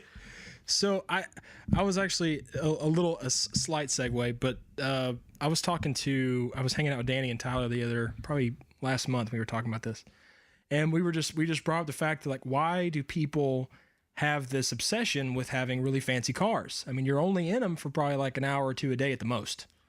Right. If you travel a lot, that's different. But like people, I know people who literally are in their car 30 minutes a day, but they're spending $30,000, $40,000, $50,000 on these cars. When you say fancy car, define it, because I mean, fancy is different for different people. I guess a fancy for me is a car that's probably $30,000, $40,000 plus. Like I've never purchased a car for over $10,000, and I don't necessarily expect to. Right. I mean, that's smart because most people, there's nothing wrong with buying a car used. That's probably the smarter thing to do anyway. Because I mean, the value to call buying a car investment is fucking lying to yourself. Oh, you are lying to yourself, man. It loses 15% value walking off the lot with it.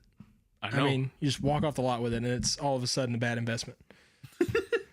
I mean, what I define as fancy is stuff like, look, when it comes to cars that are built for horsepower, speed, and performance, I don't call that fancy. I call it like, okay, that's someone's hobby just gone out of control a little bit.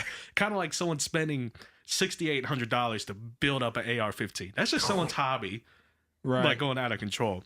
When I think of fancy, I think of people who just buy Mercedes or BMW and don't know anything about cars and they just buy to buy it. Mm-hmm. I mean, or they just buy, these luxury, quote unquote, luxury brand cars and they don't know a fucking thing about it. I mean, that's what I consider fancy. But Right. Okay. dude, if you spend $150,000 on a Boss Ford, whatever, 492, 429, I forgot, then I don't call that fancy. I say, okay, that's your hobby gone out of control, but I can respect that because that is a nice fucking Mustang. Yeah. No, I wish that I could. I wish that I had got an interest in cars at a young age. I wish that I could have worked on them instead of just appreciated them from the outside. I wish that I could have actually had a car that I could work on and buy parts for and upgrade with it and stuff like that. I don't know. My interest in cars is like kind of weird because I never really got to work on any, old cars like that. The most I ever did was just kind of, I learned how to change oil at a really young age and change tires. And, my dad used to have an old 95 Tacoma and when we would have to take care of it, we would always try to take care of it together or he'd, show me what to do. So, I guess my interest of cars kind of sparked from, it didn't spark from Fast and Furious. I'm trying to think what movie. That's probably where I got a lot of interest in cars, is that series. Oh, look at that cat out there. Whose cat is that? Is that not your cat? That's not my cat. I'm allergic to cats. We eat cats around here, Jackson. Newsflash. We eat cats around here, Jackson. Oh, my God. And I was coming up here worried, just don't be racist, Jackson. Just don't be racist. Yo, look, like I said, there's already 32 hours of me saying some pretty ridiculous things, so let it fly. it's open season, dude. Put it on Facebook. Yo, man, I had an episode that actually kind of went out of control. One of my friends, Austin Staples. Okay. We were joking around, right? I was just trying to joke around, because he likes to act like a hillbilly racist who says some crazy thing, and he started saying some crazy shit about Indians, like they just shit in the streets. Right, we should just start a third world war. Fuck it. Oh my God. He was a little tipsy too, so I don't know if that's my fault or his, because I kind of did provoke him to go there.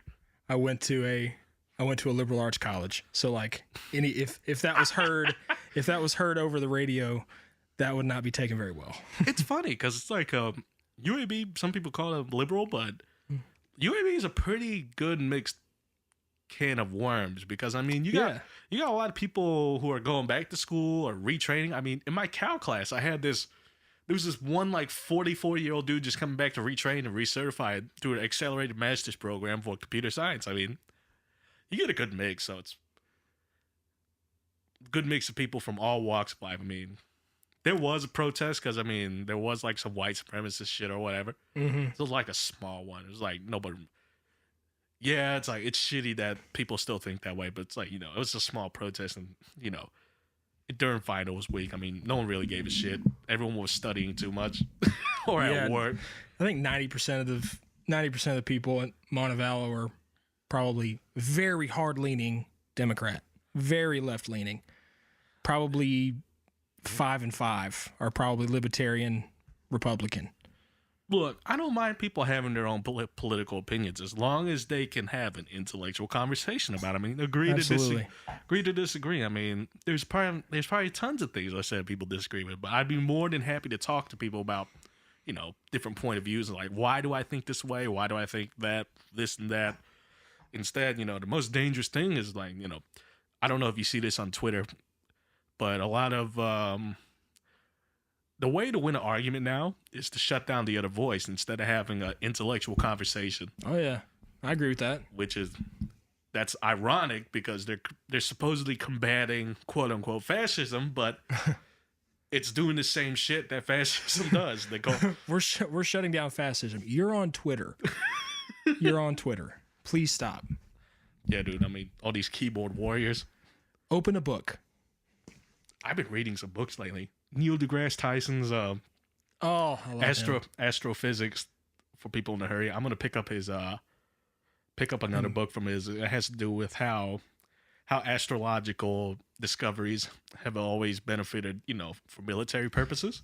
Yeah, if you want to get me talking, we talk about space. Yeah, let's talk about space. Let's talk about space. And let's pour out another beer. Please, let's do that. So let me let you choose here. So we have this sucker right here. the raspberry Blender Weiss, German sort of sour beer. We have the, let's see, Make America Juicy Again. Man, let me try some of that Make America Okay. Juicy again, man. Okay. Do you have a lot of Trump fans who are listeners? I actually got a pretty decent mix. Okay, this is that Trump beer. Here we go. Here, let me get you. It's fine. I can use a whole glass. All right. That's good. All right. I don't know if you'll like that one or not, but we'll see. We'll see. We'll try it. That's just something that was kind of off the walls IPA. That's probably got a lot more flavor in it than most. So IPAs, tell me how they're brewed. Let me try this one. I haven't had this one in quite a while. Cheers. Smells fruity. Mm-hmm. Actually tastes kind of There's a lot of hops in this one. I could tell. Yeah. It tastes really nutty. Yeah, so typically with this one, a lot of IPAs nowadays, especially New England IPAs, they're what's called dry hopped. So you add hops during the boil like you would normally would in any other beer as well, but you also dry hop. So while it's fermenting after about 2 weeks, so there's primary fermentation where there's the most active fermentation in the beer after the first week. After that primary fermentation's over, you just drop hops into the tank. And it literally is those flowery, floral, tropical notes you're smelling in it and tasting in it. Actually, it doesn't taste that bad. Actually, Pretty like good. It's pretty light on the tongue. As weird as that sounds. I definitely enjoy it. You can definitely tell there's a lot more hop flavor in it than grains. But before we talk about space, let's talk about the shit show that's gonna be the next election, dude. Oh my goodness! Have you noticed that almost everyone's platform is, I'm gonna get rid shit? of. It's not only free shit, but it's like I'm gonna get rid of Trump. I'm like, okay, yeah. Then what problem is he gonna solve? Yeah, Like I get it. Like not a lot of conservatives like Trump either. But it's like, you gotta start offering to solve some problems, man. yeah. That's Instead literally the first, because in 2016 I was a big Bernie fan. If you paid attention to me, mostly because I thought he was talking about the problems, not necessarily because he was giving me free shit, but he was talking about a lot of domestic problems that I thought we needed to address. I agreed with him on the domestic problems. I didn't. Yeah. Some of his policies, I mean, to me, were kind of a little bit too far. You know, I what agree mean? with you. Yeah. I agree with you. Free college is not something that you can just snap your fingers and it happens. I was definitely like, okay, he understands that education is a problem in this country. He understands infrastructure is a problem in this country. I want to vote for somebody who understands that that's the biggest issue. But like, definitely now it's more like you were saying, it's more about I can beat Trump. He's a xenophobe. He's putting all these tags on him. I'm just like, Right. you're going to have to do a little bit better than that, Bernie. And look, like Bernie, I agree with, he understood, infrastructural problems in education, but his campaign just kind of devolved into like, oh, I'm giving free shit out. I'm like, nah, no more. Yeah, he lost me when he folded to Hillary, so like that. I was just, the DNC just ruined his chance, and then he just kind of folded. He was like, all right, so yeah, go vote for her now. I don't know. And when it comes to free college, it's weird because he's offering a solution to something that's not actually the problem. Mm-hmm. The real problem, in my opinion, is, well, it's either the lack of people understanding the job market. I think that's part of it, yeah. I think that's it. I mean, because, look, no offense. Do what you want to do. But if you're $80,000 in debt for, like, creative writing, I mean, look. They exist. They exist, right. You can do that on the side. Mm-hmm. Literally, Eric Mobley is my friend. He's electrical engineering, and he composes on the side for, like, video game companies. That's impressive. Yeah, and he didn't major in music. He was just passionate about it, and that was his side hustle. Mm-hmm. So it just comes from, I think people just don't understand the job market. I mean, what's actually needed in the market these days and what it takes to actually get a job, because that's important, right? We need to fundamentally rethink how we look at education. I mean, this mass-produced bullshit education we're getting in high school is garbage. And it's not teaching me a damn thing. Mm-hmm. Like, I don't need, what is it, the Pythagorean theorem. I don't need that in life. I need to know how to manage money. I need to know how to understand job markets and economies and things like that. I don't need to know long division necessarily. No, I feel, unless you're going into a field that's heavily involved in STEM. Mm-hmm.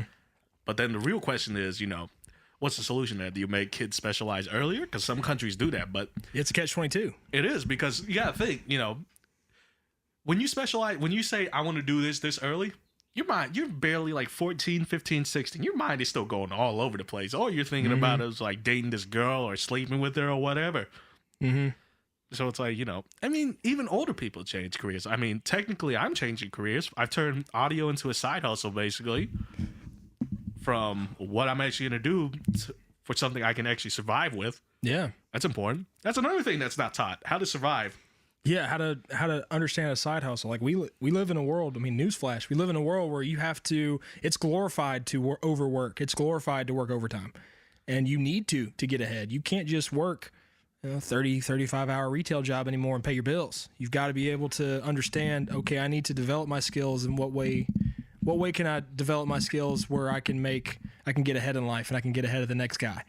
So you think that's a good thing, or you think that it's a bad thing now that the society, when you say over glorifying overworking? I don't think it's a good thing, but I think it's at the point where you have to accept it almost. Mm-hmm. I mean, that was a major problem I had leaving that liberal arts college, where like it shouldn't be that way, where I have to work 50, 60 hours a week to get ahead. But I just have to accept the world that I've been born in. I have to figure out how to live in it and to like survive in it. Mm-hmm. And so I gotta find a way to make money. So I started doing, pool work on the side, repair work on the side. I started trading stocks. That's one of the biggest things I do. And I got my hands in a number of different things. Yeah, I mean that's the thing about it. I mean the new American college student is, I go to school full time and I work 40 to 60 hours a week. Mm-hmm. I did that for a bit. That was rough. This is when I was working with stagehand stuff. Mm-hmm. It was really rough. I was in school for full time, and I would be on these calls that would go on for about 20 hours a day, and that would be rough. That would kill me almost, dude. I'm glad I kind of put that off to the side now. Realistically, I really think that if kids are going to college, we should figure out a way where they don't have to work. Because like I know that a lot of kids are doing it. There's a lot of kids. I did it, and I went to school full time. I went to class 8 a.m. I didn't get out of class until 5. I had to work until midnight, and I got home at probably 1 or 2 o'clock in the morning, and had to repeat that process 5 days a week. Eventually, when I stopped living on campus, I had to work and make more money, and so I was working on the weekends. I probably had 2 off days a month at the most. Yeah, and so. I mean, that runs you into the ground. I definitely stopped paying attention to my academics. I was more focused on getting that paycheck. Oh, yeah, for and sure.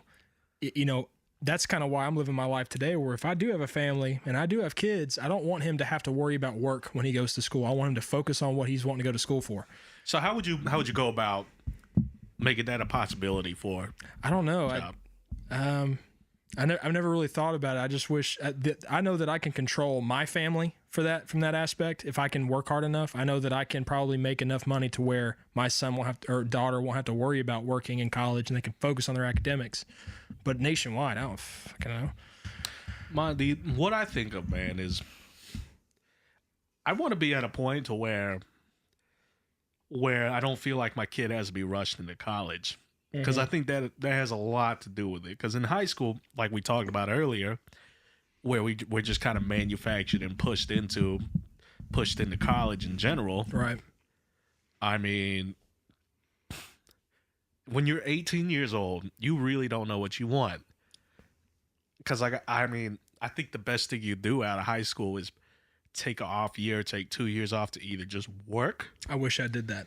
To either just work and, take few basic classes at a community college, or hell, even better, like just fuck off for like a year and like just go travel, see the world, really get a perspective, whether that's a road trip or somehow you're fortunate enough to have very hardworking parents and you say, hey, mom and dad, instead of me fucking off at college for a year, how about I go visit this country and see what it's like to be on my own. I think that's a lot of education there. Yeah, I think if you have that opportunity, I would fully agree to do that, to travel and see, because like you're not going to get the same opportunity now that you're going to get when you're 50, 60 years old to travel like this. Exactly, man. You're going to be sick, you're going to be hurting somewhere. It's just not going to be as easy. I was a big fan of Anthony Bourdain, dude. Oh man, R.I.P. Yeah, rest in peace. What a good shame, dude. He was so articulate. He got to travel, and just the way he described everywhere he visited was amazing, dude. I was addicted to that show too, man. I loved it, man. I ate it up.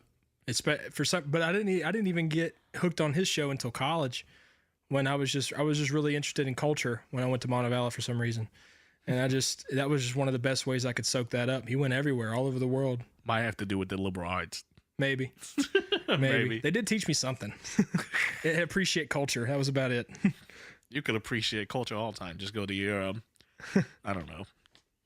Oh man, but yeah, dude, I was so addicted to that show. He was in love with Vietnam. Actually, when I went to Vietnam, it was an interesting experience. I almost crashed on a scooter on a roundabout because I didn't know how to drive a scooter, but they let me drive anyway. Nice. So on this roundabout, the rule of theory is everyone is supposed to go in one direction around the roundabout, right? So when you go on the roundabout, traffic's supposed to have a flow. Like, okay, yeah, this is going counterclockwise. But in Vietnam, nobody gave a shit. So you have grandma over here with their trailer of roughly 200 chickens being towed on a Vespa, trying to go from basically 6 o'clock to 12 o'clock. And she's just like, I don't give a fuck. I'm going to go from 6 o'clock to 12 o'clock, and that's what's going to happen. Oh, my God. And that's actually, I think, how I almost crashed, because this lady just didn't give a fuck. She was trucking it. I was like, oh, I got to get away. So I turned, and then this guy is coming basically from my right, and he clips the scooter. I just hear him get mad, and I just speed off, dude. I didn't know where I was going. I just sped off, dude. And that's how I almost got into a wreck. That is a very underrated fear of mine, is driving in foreign countries. Yeah, dude. I don't want to drive in England on the opposite side of the road. I definitely don't want to drive in Vietnam now. Especially when you're in the city like Saigon or Ho Chi Minh City or whatever you want to call it, depends on. The main vehicle there is just scooters for the most part, because the city's so cramped, crowded. Is it easy to visit? Is it easy to visit? Yeah. No, I don't know. There's some countries that it's very difficult to visit. For example, North Korea or Russia or something like that. Oh no, Vietnam's not difficult to visit in that sense. You just buy a ticket and show up. Right. It might be difficult in the sense of, well, you might get hustled, you might get mugged. Living there is completely different. Culturally, obviously things are different. Mm-hmm. They had these great pho. They call it, I don't know what they call it, but a lot of people, like, grandmas or like nanas, they would basically run the pho restaurant out of their garage. Yeah. So what would happen is, people would just open up shop, and, you could buy this big bowl of pho for basically $2, and you just be eating out of someone's garage, basically. Same with coffee. It was really interesting in Saigon, because all it was just you going into somebody's house and just eating food. That's so strange. Yeah, but it's I don't know. It's such a different way of life. I loved it, but if money wasn't an object, if I could just travel all the time, that's what I would do. I would go all over the world. Japan's nice, Vietnam, all that stuff. Japan is nice though. But they're very cold towards foreigners. In Japan, it's one of the few airports that I've noticed that doesn't have English signs. It's like all just non-Japanese. Because cultures are. Just in general towards I think it just comes from how proud they are of their own culture, and plus their economy is not based off tourism, or it's not that based off tourism if you think about it. Yeah. That's interesting. Did you see? Oh gosh, did you see all that stuff about the Chinese sort of, what is it? The social, what is it called? You basically get points for your points for good things and bad things. Like I don't know what they called it. It's like just the social structure that they have out there. Like, so for example, you can if you cut your neighbor's yard, like there's somebody in your neighborhood that watches you do it and notes it down, and it increases your social score. And if you do bad things, like if you shoplift or something, you get negative social score, and that affects like if you can buy plane tickets, if it affects your loan, like your loan rates, or whether or not you can even apply for a loan. That's kind of scary to think about. It's terrifying. It is, because think about it. What if that system went so far as like you could be good all your life and you've accumulated so many points to the point you can get away with killing one person? Think about that. Like the Purge. Yeah, man, that's weird. But then at the same time, it's now when you put like an arbitrary number and a value on just being a good person, well, now acts of goodness aren't necessarily genuine anymore. They just they're done for sort of a monetary gain or a point gain. Yeah, I'm gonna help this lady walk across the street so I can get an 8% APR on this credit card instead. And they're trying to have cameras everywhere that have facial recognition that can see you do this shit. So they don't need people walking around taking notes. They can see you on camera and it automatically registers. Oh, this dude jaywalked, give him -5 or something like that. Yeah, that's a bit creepy, but that's creepy. But who knows if that's not even being done now? Oh, I bet it's done. They're doing preliminary stuff right now in China over it. I'm talking about in America. Oh, absolutely. They're just not telling nobody. They're listening to us right now. Yeah, the pigeons. What about the pigeons, dude? Maybe they are cameras. I'm going to make sure these guys aren't colluding with Russia. Oh, man. What else was I going to talk about? There's something really... Anything you want. Let me see. Make it a good one. Man, I'm trying to think, man. I'm really trying to make it a good one. Let's see what we got. I guess I'll throw some shit up. How's Danny been? He's good, man. He's good. We hang out all the time, dude. He's going to marry me and Katie. He's going to ordain our wedding. Or minister our wedding. I thought you said he was going to marry you. And Katie, like, yo, like what's going on? Whoa. We're not into that kind of stuff now. No, he's going to ordain our minister our wedding. Ooh, I see. Yeah, I heard he's doing a stand-up thing with Tyler Cooper now too. Yeah, dude, he's funny. Yeah, I saw him do it. I saw him at Good People. They did. Sorry for the cutoff. Danny does some stand-up at Good People? Yeah, I saw him at Good People, and they did this every month. They do like a comedy open mic night type thing, and he went up there and did a set. And he was funny, man. I didn't get to see Tyler yet, but yeah, man, they're loving it. They go and do open mic nights, comedy shows, like stuff like that. Wonder when they're gonna do Netflix special. Everybody's getting one, so they need to hurry up. Yeah, why not, dude? Netflix has got a lockdown on comedy specials, dude. Oh yeah, man. I love like watching all the kids we went to school with and seeing like where they're going and their side hustles and stuff like that. Yeah, man, it's just so different. I mean, a lot of people are doing so many different things, man. You think they end up here, but they ended up doing something else. I mean, well, that's just how life goes, you know? Oh yeah. Our arrows for me were pointing to music, and I completely turned course. Same here. I mean, yeah, a lot of people did that. Instead, I'm trying to go into pen testing, where I just basically get paid to break into businesses now, which that's interesting. That sounds fun. There's a physical part to it too. That's actually more fun than the coding part, because I mean, coding's fun, but I mean, to view it from the outside, that's kind of weird, because it's like, most people don't know what you're doing. It's like, oh, look, he clicked the button and now he has all this information.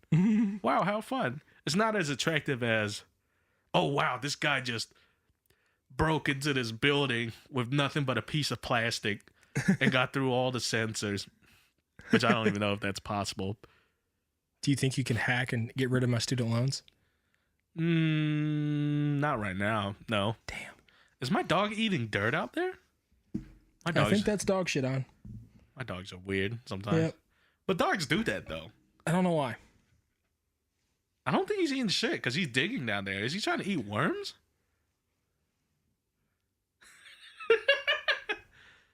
He's having a good time. Yeah, and look, whether or not he's eating shit or not, he's having a good time. And look, his friend joined in too to see. You have a nice backyard, dude. I'm really jealous. Yeah, you know how nice mine's garbage. You know how nice his backyard is? My mom stole my Chris's money about 3 years in a row to help with his backyard. That's how nice it is. That's pretty nice. Is it racist to think I thought you were gonna have like a sand and rock garden out back when I got here? That would be nice, though. Is that racist? No, it's not. Okay. It's not racist. Okay. Technically, everyone's racist if you think about it, because we have preconceived notions. Oh yeah. Technically, we all are racist. Oh, I lived with a black guy, so I'm not racist. You stay with Tyler Cooper? No, I room with this really good buddy of mine named Julius Davis at Montevallo. And he said, he told me, you can't be racist anymore now because you live with a black guy. And I was like, all right, cool.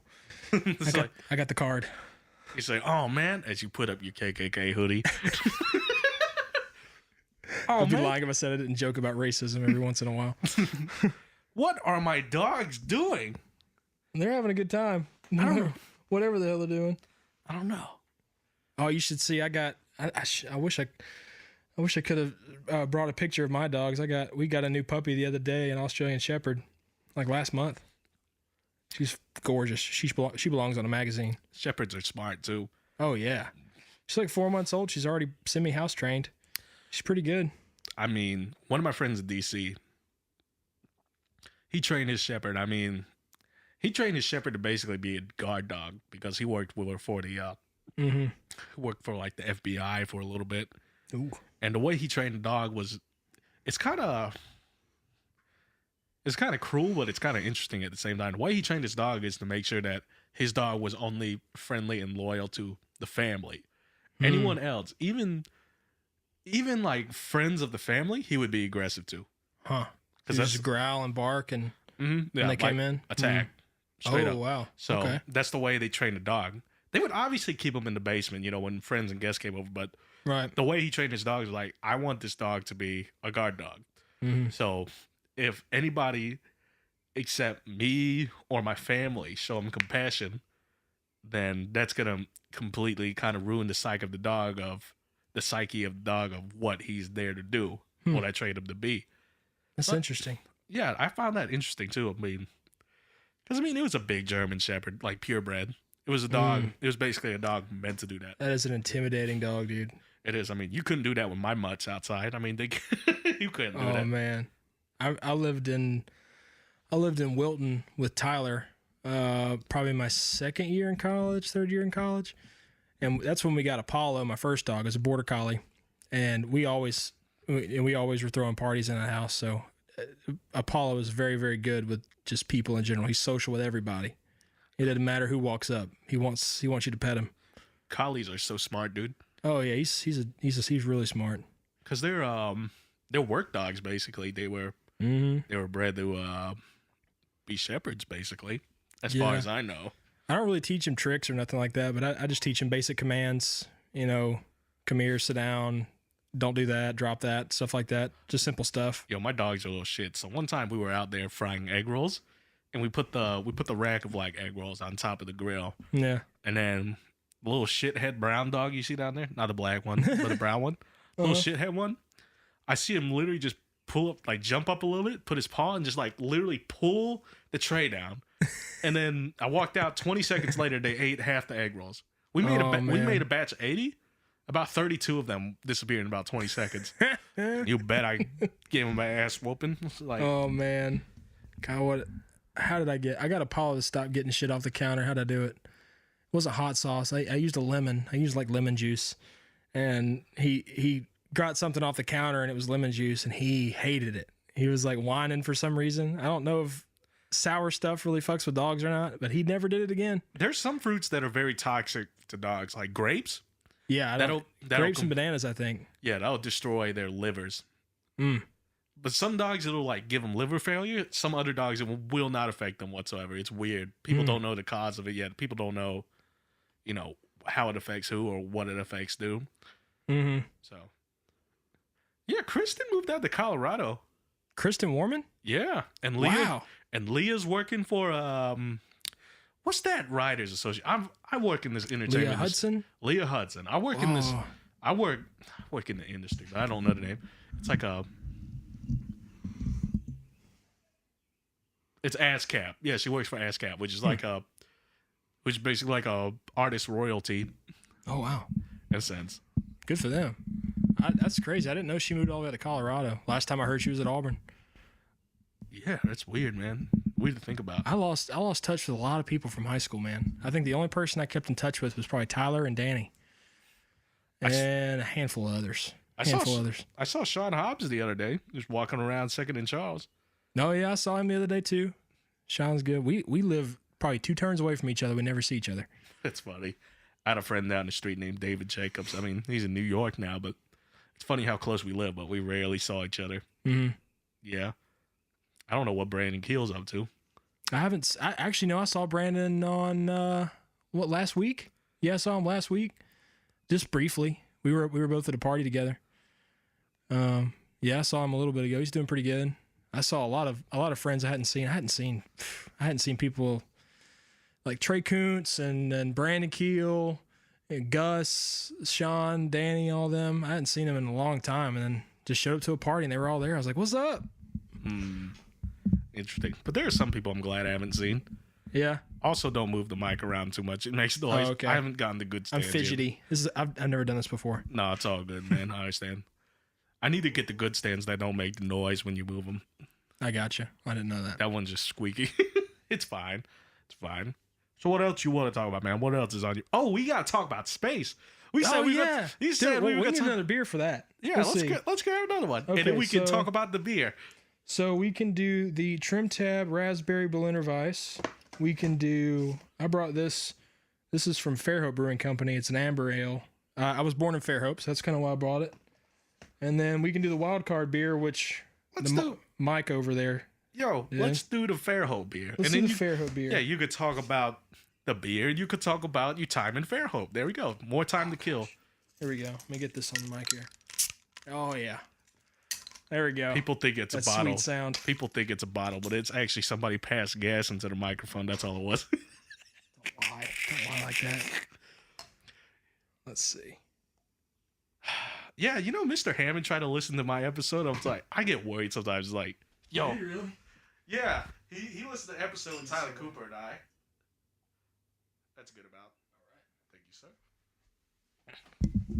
Yeah, he listened to an episode with Tyler Cooper and I was like, oh no. I was like, oh no. Oh man. No, Mr. Hammond. I wonder what he's like in retirement, man. I only ever saw him as a teacher. I'm sure he's a cool dude. Pretty sure he is, man. He was a cool dude. Well, from my experience, I got lucky. He was always a cool dude. Well, when I didn't piss him off. Yeah. Oh, dude, in middle school, man, it's hilarious. Oh, you got a Mr. Hammond story?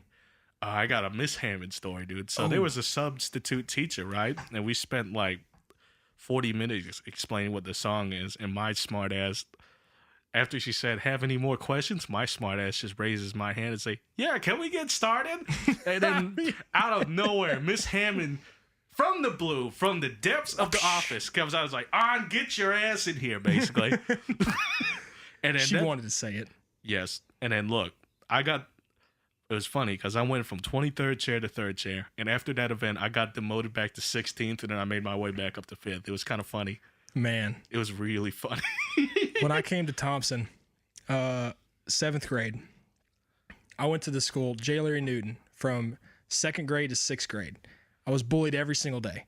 And I came to band, and the very first day I came to band, this kid with jet black hair sits next to me. It's Danny Sheffield. And he starts introducing me to everybody around the band. I'm like, okay, I might like this. This might be all right. And the last school I was at, I was like 16th chair out of 17 kids. There was no way I was going to be any good at this school. And then Mr. Hammond calls me in the office. He's like, so we do like these little pass offs and out of this book to decide whose chairs or whatever. And he's like, do you play out of that book at all? I was like, yeah, we used it in my last school. He's like, oh wow, well you're first chair. And so I come to this new school and I'm first chair. Everybody hates me already except for Danny. Danny's the only dude that likes me. And then it was just the weirdest like probably 3 or 4 weeks when I first moved to Thompson in 7th grade. Nobody liked me. Yeah. For a solid I don't think anybody liked me until I graduated.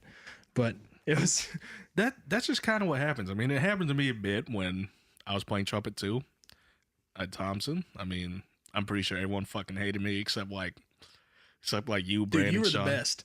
You were the best. We needed you in that trumpet section, dude. You, Brandon, Sean. I mean, BJ loved me. I mean, Josh, but everyone else fucking hated me. It was like, look at that try hard. I was such a dick. I was always so mad all the time, and then we needed you for that comedic relief every time. It was perfect. Oh man, but everyone hated me just because I would play all the time. But it was like, leave me the fuck alone. You know what I mean? It's like this is my own thing. You were a special dude in that section, man. Oh, thank you. Yeah, dude. We needed you there. We needed everybody. We won best in class Oh, Dude, yeah, I remember I'm still that. proud of that. That was fun. I'm still proud of that year. I'm so glad that all my good experiences in marching band ended in high school, because I know I would have hated it in college, dude. I know I would have. So It ain't anyway, the same. anyways, tell me about this beer.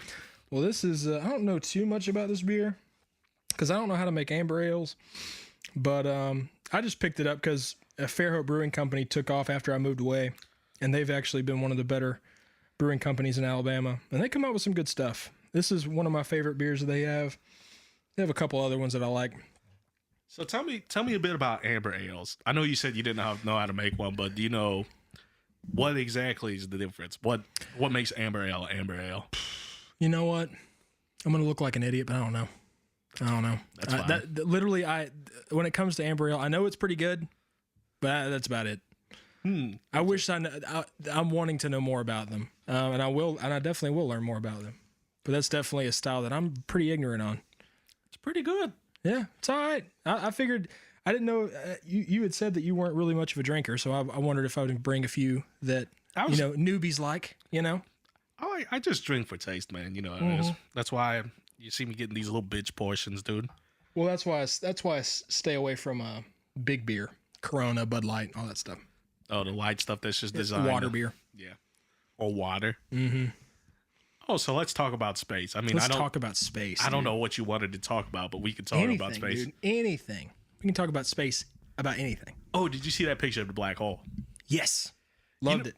Do you know how much, I don't know if it was the algorithm or the actual data pieced together to make the picture, but what's bigger than a terabyte? There's something that, let me look it up. Because I don't know. Because there's a form of, there's basically something that's 1,000 terabytes. Let me see. I'm about to tell you the size of the data. Hang on. Terabyte times 1,000. Why don't we have a Jamie here? Posting stuff from Google. Because I can't afford one. Okay. So apparently the data that was taken from the algorithms to put together the picture of the black hole was something, I think, I could be wrong, I'm going to throw two numbers out there that I've heard, was 25,000 petabytes or 52,000 petabytes. And a petabyte is 1,000 terabytes. And a terabyte is 1,000 gigabytes. Yeah. And the amount of hardware in the picture that you saw of just hard drives of data was basically a table from this end of the room to that end of the room, and hard drives stacked about this high. Wow. All down the table. And that's how much data it took to piece together that picture. Wow. That's incredible. That's incredible, because that is incredible. That is a lot of data. Yeah. That's a lot, dude.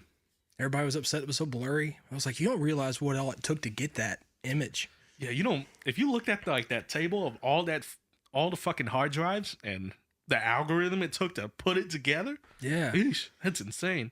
The thing about space for me, man, is people are just blissfully unaware of how fragile this planet is. They just completely ignore what all it took to have a planet like this. I'm just thinking, like, if you're not happy every day you're here, then you don't really realize how lucky we are to even be here. Because I mean, we ain't shit in the grand scheme of things. I mean, all that history is gonna be gone when another meteor decides to hit Earth one day. I mean, I think right now we're at a point where we can see when a meteor's coming. We can't do anything about it. Can't do a damn thing. We can't do a damn thing. They're still trying to develop. I don't know.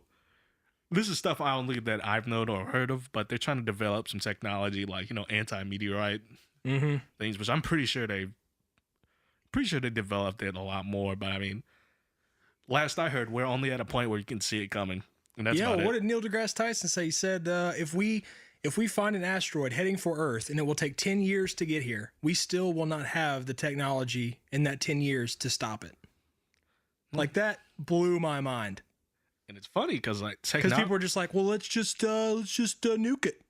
Let's just send a nuclear missile at it. Yeah, let's let all the let all the radiation fall out, just fall straight into the fucking ocean. That's a great idea. Let's take a rock the size of Manhattan or the size of Texas, and let's break it up into 20 rocks the size of another state. So now we have to deal with 20 meteorites and radiation fallout. It ain't that easy.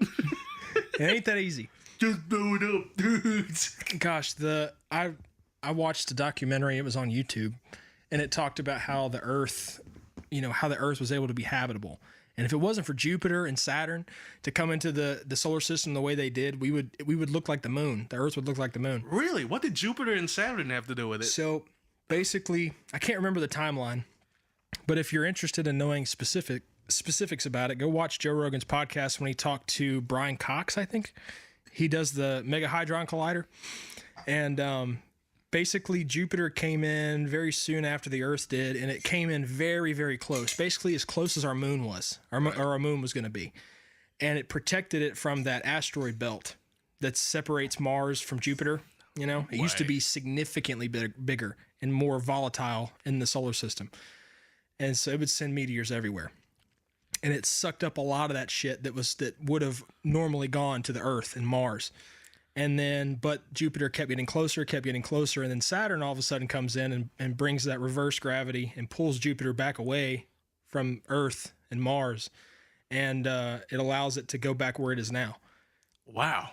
Yeah. That's interesting, man. That is a very, very rare space anomaly that does not happen often. And the only reason why we are alive today is because of that anomaly. One of the only reasons. Jupiter's badass. It's badass. And it's huge, too. I mean, I remember looking when I was in grade school, I'd look at the pictures, those space books. It's like, here's how big Earth is compared to the sun. Here's how big Earth is compared to Jupiter. I think for Earth, it says it along the lines of like, Jupiter is basically at least 80,000 times bigger than Earth. Gosh, we are specks, dude. It is insane to think about, man. Just think about the possibilities of all the beautiful worlds that are out there, too. As weird as that sounds.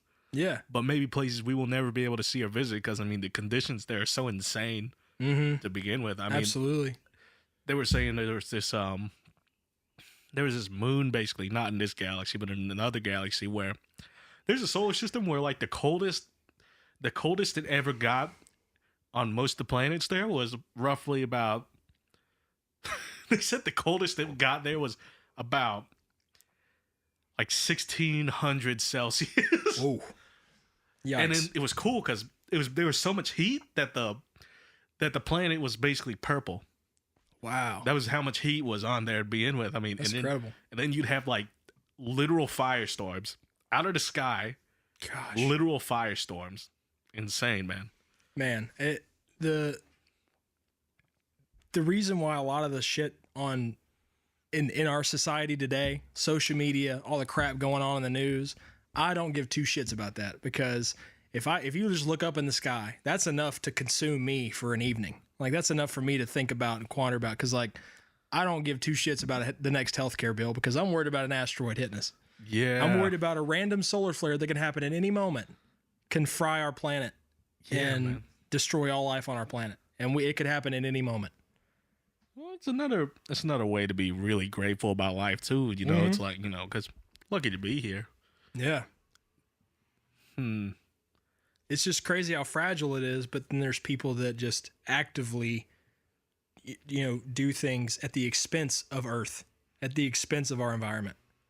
What do you mean by that? Elaborate. Like oil companies, gas companies. I feel like there is something to climate change, but the question is whether or not humans are directly involved in that. I don't know. I don't know the answer to that question. I'm not a scientist, but there is a fact about this planet. And that fact is we are amongst one of the rarest of the rare climate environments in the entire universe. And it is very fragile, and in a couple of points in the wrong direction, and it could be way too hot. It could be way too cold. Think about how fragile the coffee plant is. Coffee, a whole coffee crop basically just goes to shit if the temperature's off by a degree. Mm-hmm. A lot of people are really concerned about the rate of the climate change that's happening, because obviously, climate changes all the time. Yeah, no shit. But what people are worried about is the rate of change. Yeah, that's what's the most concerning. That's what's concerning to me, at least, is that it seems that it's sort of escalating. It is. Whether it's the media that's making me think that, I try to exclude myself from that as much as I can. Right. But I just don't remember this many hurricanes coming around. I'm sorry for cutting you off, but who the fuck is cutting their grass right now at 8 p.m.? You know, my lawn guy came at like 8 o'clock last night and cut my lawn. What? And I hated it because I was watching TV. I was watching the draft, God. and I couldn't listen. It's hilarious. It's hilarious. Like, who's cutting their grass this late at night, dude? It's very rude. We're trying to record a podcast, dude. It's very rude. Stop all your activities. But what was I gonna say? Oh, do you think what if social media went away? Do you think the society would be much happier because people wouldn't be aware of what was going on? I don't know. I've definitely thought about deleting myself from social media. It's super healthy. At least Facebook. But I don't use social media the way it's typically used. I just kind of use it for promotional reasons. Like if you look at my Instagram, it's just all beer shit. It's just beers that inspire me, like breweries that inspire me and stuff like that. Facebook is I just argue about sports stuff. I don't really if you look at my Facebook page, it's all sports shit. I don't really talk about politics too much unless it really pisses me off. But I don't know. I don't live and die on Facebook. If somebody comments on my shit and it's like a paragraph and they're upset about something I said, I'm just like, dude, you know, I'll buy you a beer. We'll talk about it. I don't really care. So I really don't feel the need to argue about this on Facebook. Man, I just go on there, look for the dankest memes, dude. That's all. Memes are funny. That's all Facebook is to me. It's like, it's a meme mine. That's all it is. But I haven't logged on because Avengers Endgame is out this weekend, and I don't want some jackass posting a spoiler. Do you watch TV shows as much as you watch movies, or like you a Game of Thrones nerd, or not really? I love me some Game of Thrones. I should though, but I watch anime and movie, dude. And before people talk shit about anime. Anime's great. Anime is great. You tell them to shut the fuck up. Eat a dick. But anyways. One of my friends was trying to tell me Dragon Ball Z was the shit on. Yeah, man. One of my friends was trying to tell me you should get this podcast through you. You should somehow market this through UAB. I'm like, no, that's not going to happen. Because in the first episode, at roughly 32 minutes, where we start talking about nuking anti-vaxxers, that's going to go. It's not going to go. I support that message. I think that whole episode, the first episode was us just shitting on anti-vaxxers, dude. I'll sponsor your podcast on. Dude, thank you, man. I'll do it. Thinking about trying to find a way to do a beer. I tried to sponsor a podcast once. It was a sports podcast, and I told him, I was like, if you just give me like a 5-second soundbite to follow my Instagram, I'll give you all beer or something like that for the show or something like that. I don't know. I don't even remember what it was. But I was just like, be like, hey, go follow Jackson's Instagram, and while sipping some beer I brought you. I don't know. I haven't thought about it yet. There's I do have another episode that it's like a big group podcast. We're not gonna film it here, but it's gonna be basically a podcast while we're all playing poker. And oh, nice. This is gonna actually be a disaster because these are all basically my super conservative friends. Oh, great. And we're all one's like an engineer, one's a businessman, one's like an AC. HVAC worker, another's an engineer, and we're all pretty. We like to say we're in the center, but some of them have a weird orientation to their center. I'd love to be a fly on the wall for that one. Oh, you'll get to listen to it. It's gonna be a disaster. You said you listened to TJ's podcast, right? Yeah. I listened to probably 2/3 of it, I think. Yeah, the first 30 seconds we talk about post-nut syndrome.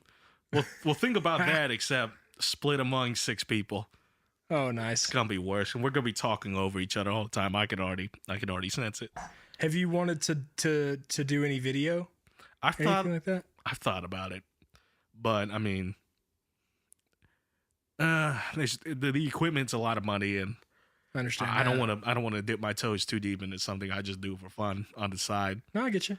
But it would be cool if I had the money just to, you ever see those poker games on TV? Mm-hmm. Where for this poker game, I just somehow had that many cameras set up. Oh, yeah, like having the table with the camera underneath and you can see their cards. Yeah, man. Somehow be able to drop like $20,000 worth of video equipment. Man, I just want fuck you money, dude. That's what Danny always tells me. I just want fuck you money. I just want to be able to say, go fuck yourself to anybody who walks up and tries to get in my face. And you want a poker table with cameras underneath it? I got it. That's the American dream. I'll bring it next week. That's the American dream, dude. Yeah. I mean, look, I'd love to be at a point where if someone was selling like an old muscle car, I could be like, yeah, I'll buy it in cash right now. If it's right now, I'll also throw in some money for an inconvenience fee. God, that's the dream. I would love that. That's the dream, man. That's what everybody's trying to do. I mean, there was a guy, I aspire to be this guy. He built a brewery from his garage and built it into this massive craft brew store, and he sold it to Heineken for $500 million. Hell yeah. That's my goal. Hell yeah. He sold it at, I think it was like 50. So he just had all this money. That's a hell of a 401. Okay. Yeah. Yeah. Here's $500 million. There you go. Oh, yeah. You got to pay taxes on that, I wonder? I don't know. I don't know if he did get royalties after the fact. So like they still kept his brand name. It's just under the umbrella of Heineken. Oh, so he had a stake in it, basically. Yeah, so he still got like percentages of sales. Mm. And they wanted him on the board, and so he's still on the board, so he gets to come in and like tell people what to do and then leave and go play golf. That's the life right there. I mean, one of my friends knows just one guy at Best Buy, believe it or not, where his job is basically like 3 days out of the week. He spends 4 hours a day just driving to stores, just walks in, checks everything, and his yearly salary is like $160K at Best Buy. What the fuck? I know, right? That's crazy. Like, if you want the money, good for him. If you want the money, fuck being a doctor. I mean, look at this dude. He's working 12 hours a week. Good for him. And he's just driving around making sure the stores are fine. Yeah. Obviously, there's more than that, but I mean, right. That's 12 hours a week. Oh, yeah. Plus maybe a few hours at home when you got to deal with like shitty phone calls. Yeah. That's about it. So if you really want the money, I mean, there's all kinds of opportunities everywhere that you just haven't looked at yet, man. Yeah. I've always thought of myself as somebody who wanted to own multiple businesses. That I didn't want to. I've never thought of myself as somebody who wanted to spend 40 years in one career. I've always wanted to have multiple hands in different things. I don't know. I think that idea of only doing one thing for about 40 years, that's gone out the window. I mean, it's boring. Yeah, because the internet's just opened up so many. We just see so many more things now too. I mean, yeah. So it's like, hey, you can work as an engineer. You want to start a gun YouTube channel? I mean, fuck, go at it, dude. I mean, yeah. You want to go hike the Appalachian Trail? Like, fuck, go do it, man. I mean, there's so many things, and yeah, might as well enjoy it, man, while you can. I was just working my full-time job, and I was like, I'm bored. I need to learn something. I need to do something. I want to get into something else besides what I'm doing full-time. And I listen to Tony Robbins a lot. That was kind of somebody who helped me through college, and so he got me interested in learning about stocks. So I started learning about trading stocks, buying and selling stocks, stuff like that. And that became one of my side hustles. And then I just started to find other things that interested me that I could find an advantage in monetarily. That's kind of the American dream right now, man. Just kind of find what your interests are and find other ways of making money that goes beyond your full-time job. I mean, that's my definition of retirement now, is just being at a point where I can do what I want to do. Mm-hmm. That's my definition of retirement. I mean, the only thing I got going on besides is I got an Airbnb I rent out. I mean, this is as far as side hustles go. I got Airbnb I rent out and nice a Roth IRA. I haven't thought about doing the brokerage stuff yet, but I might get into it. It's interesting. If it depends on what kind of how your temperament is. I've wanted to get into real estate myself. I just don't have that kind of money right now, but that's something I'm really interested in the future is real estate. Stocks is something I'm really interested in right now, like swing trading and stuff like that. Just buying low, selling high, stuff like that. I have a couple long-term positions in a few things, but that's kind of where I'm at right now. Well, it's a good thing to know. Well, I don't got much to talk about left. All right. Yeah. So, anything you want to say, Jackson? I don't know, man. I appreciate you inviting me, dude. It's been fun. Yeah, man. I can't believe it. It's been 2 hours, dude. I'm just sitting here thinking, like, we haven't seen each other in like 5 years, dude. Yeah, it's been a minute, dude. It's been forever. I left high school like 19, 18. I'm 26 now. Gosh, that's crazy. That seemed like forever ago we were holding that trophy up. Yeah, I don't know. That's so weird. Oh, well. Time goes. Jackson, thanks for coming out. Thanks for letting me try these pretty good beers. Absolutely, dude. Anytime. Hopefully you got a good tolerance and you're not tipsy. Oh no, I'm fine. Good. I was a frat boy, so. Oh yeah, I forgot you were one of them. Unfortunately. I think I got in a fight with one time. Oh God, we're douchebags. We are. But yeah, man. All right, well, that's going to wrap things up. So thanks for coming out, Jackson. Appreciate it, man. I will let you know when this episode comes up. It's probably going to take, I'm actually going to start editing a few episodes. Not just to edit out the things, but there's a few glitches here and there I got to edit. And I'm going to send it to my video guy. Yeah. All right. Send it to my video guy probably next week. So. Hell yeah, man. Let you know when this goes up. Yeah, this has been, it's done me like 2 hours and 20 minutes. So. Nice. It's a good time. Yeah, good time. Even though it was really unfocused and all over the place. Maybe the beer had something to do with it. I'm ADHD, so that's kind of my life. Well, I'm an idiot, so I mean, hey, that works out. All right, Jackson, good seeing you again, man. You too, bud. All right, thanks for listening, guys. Good night.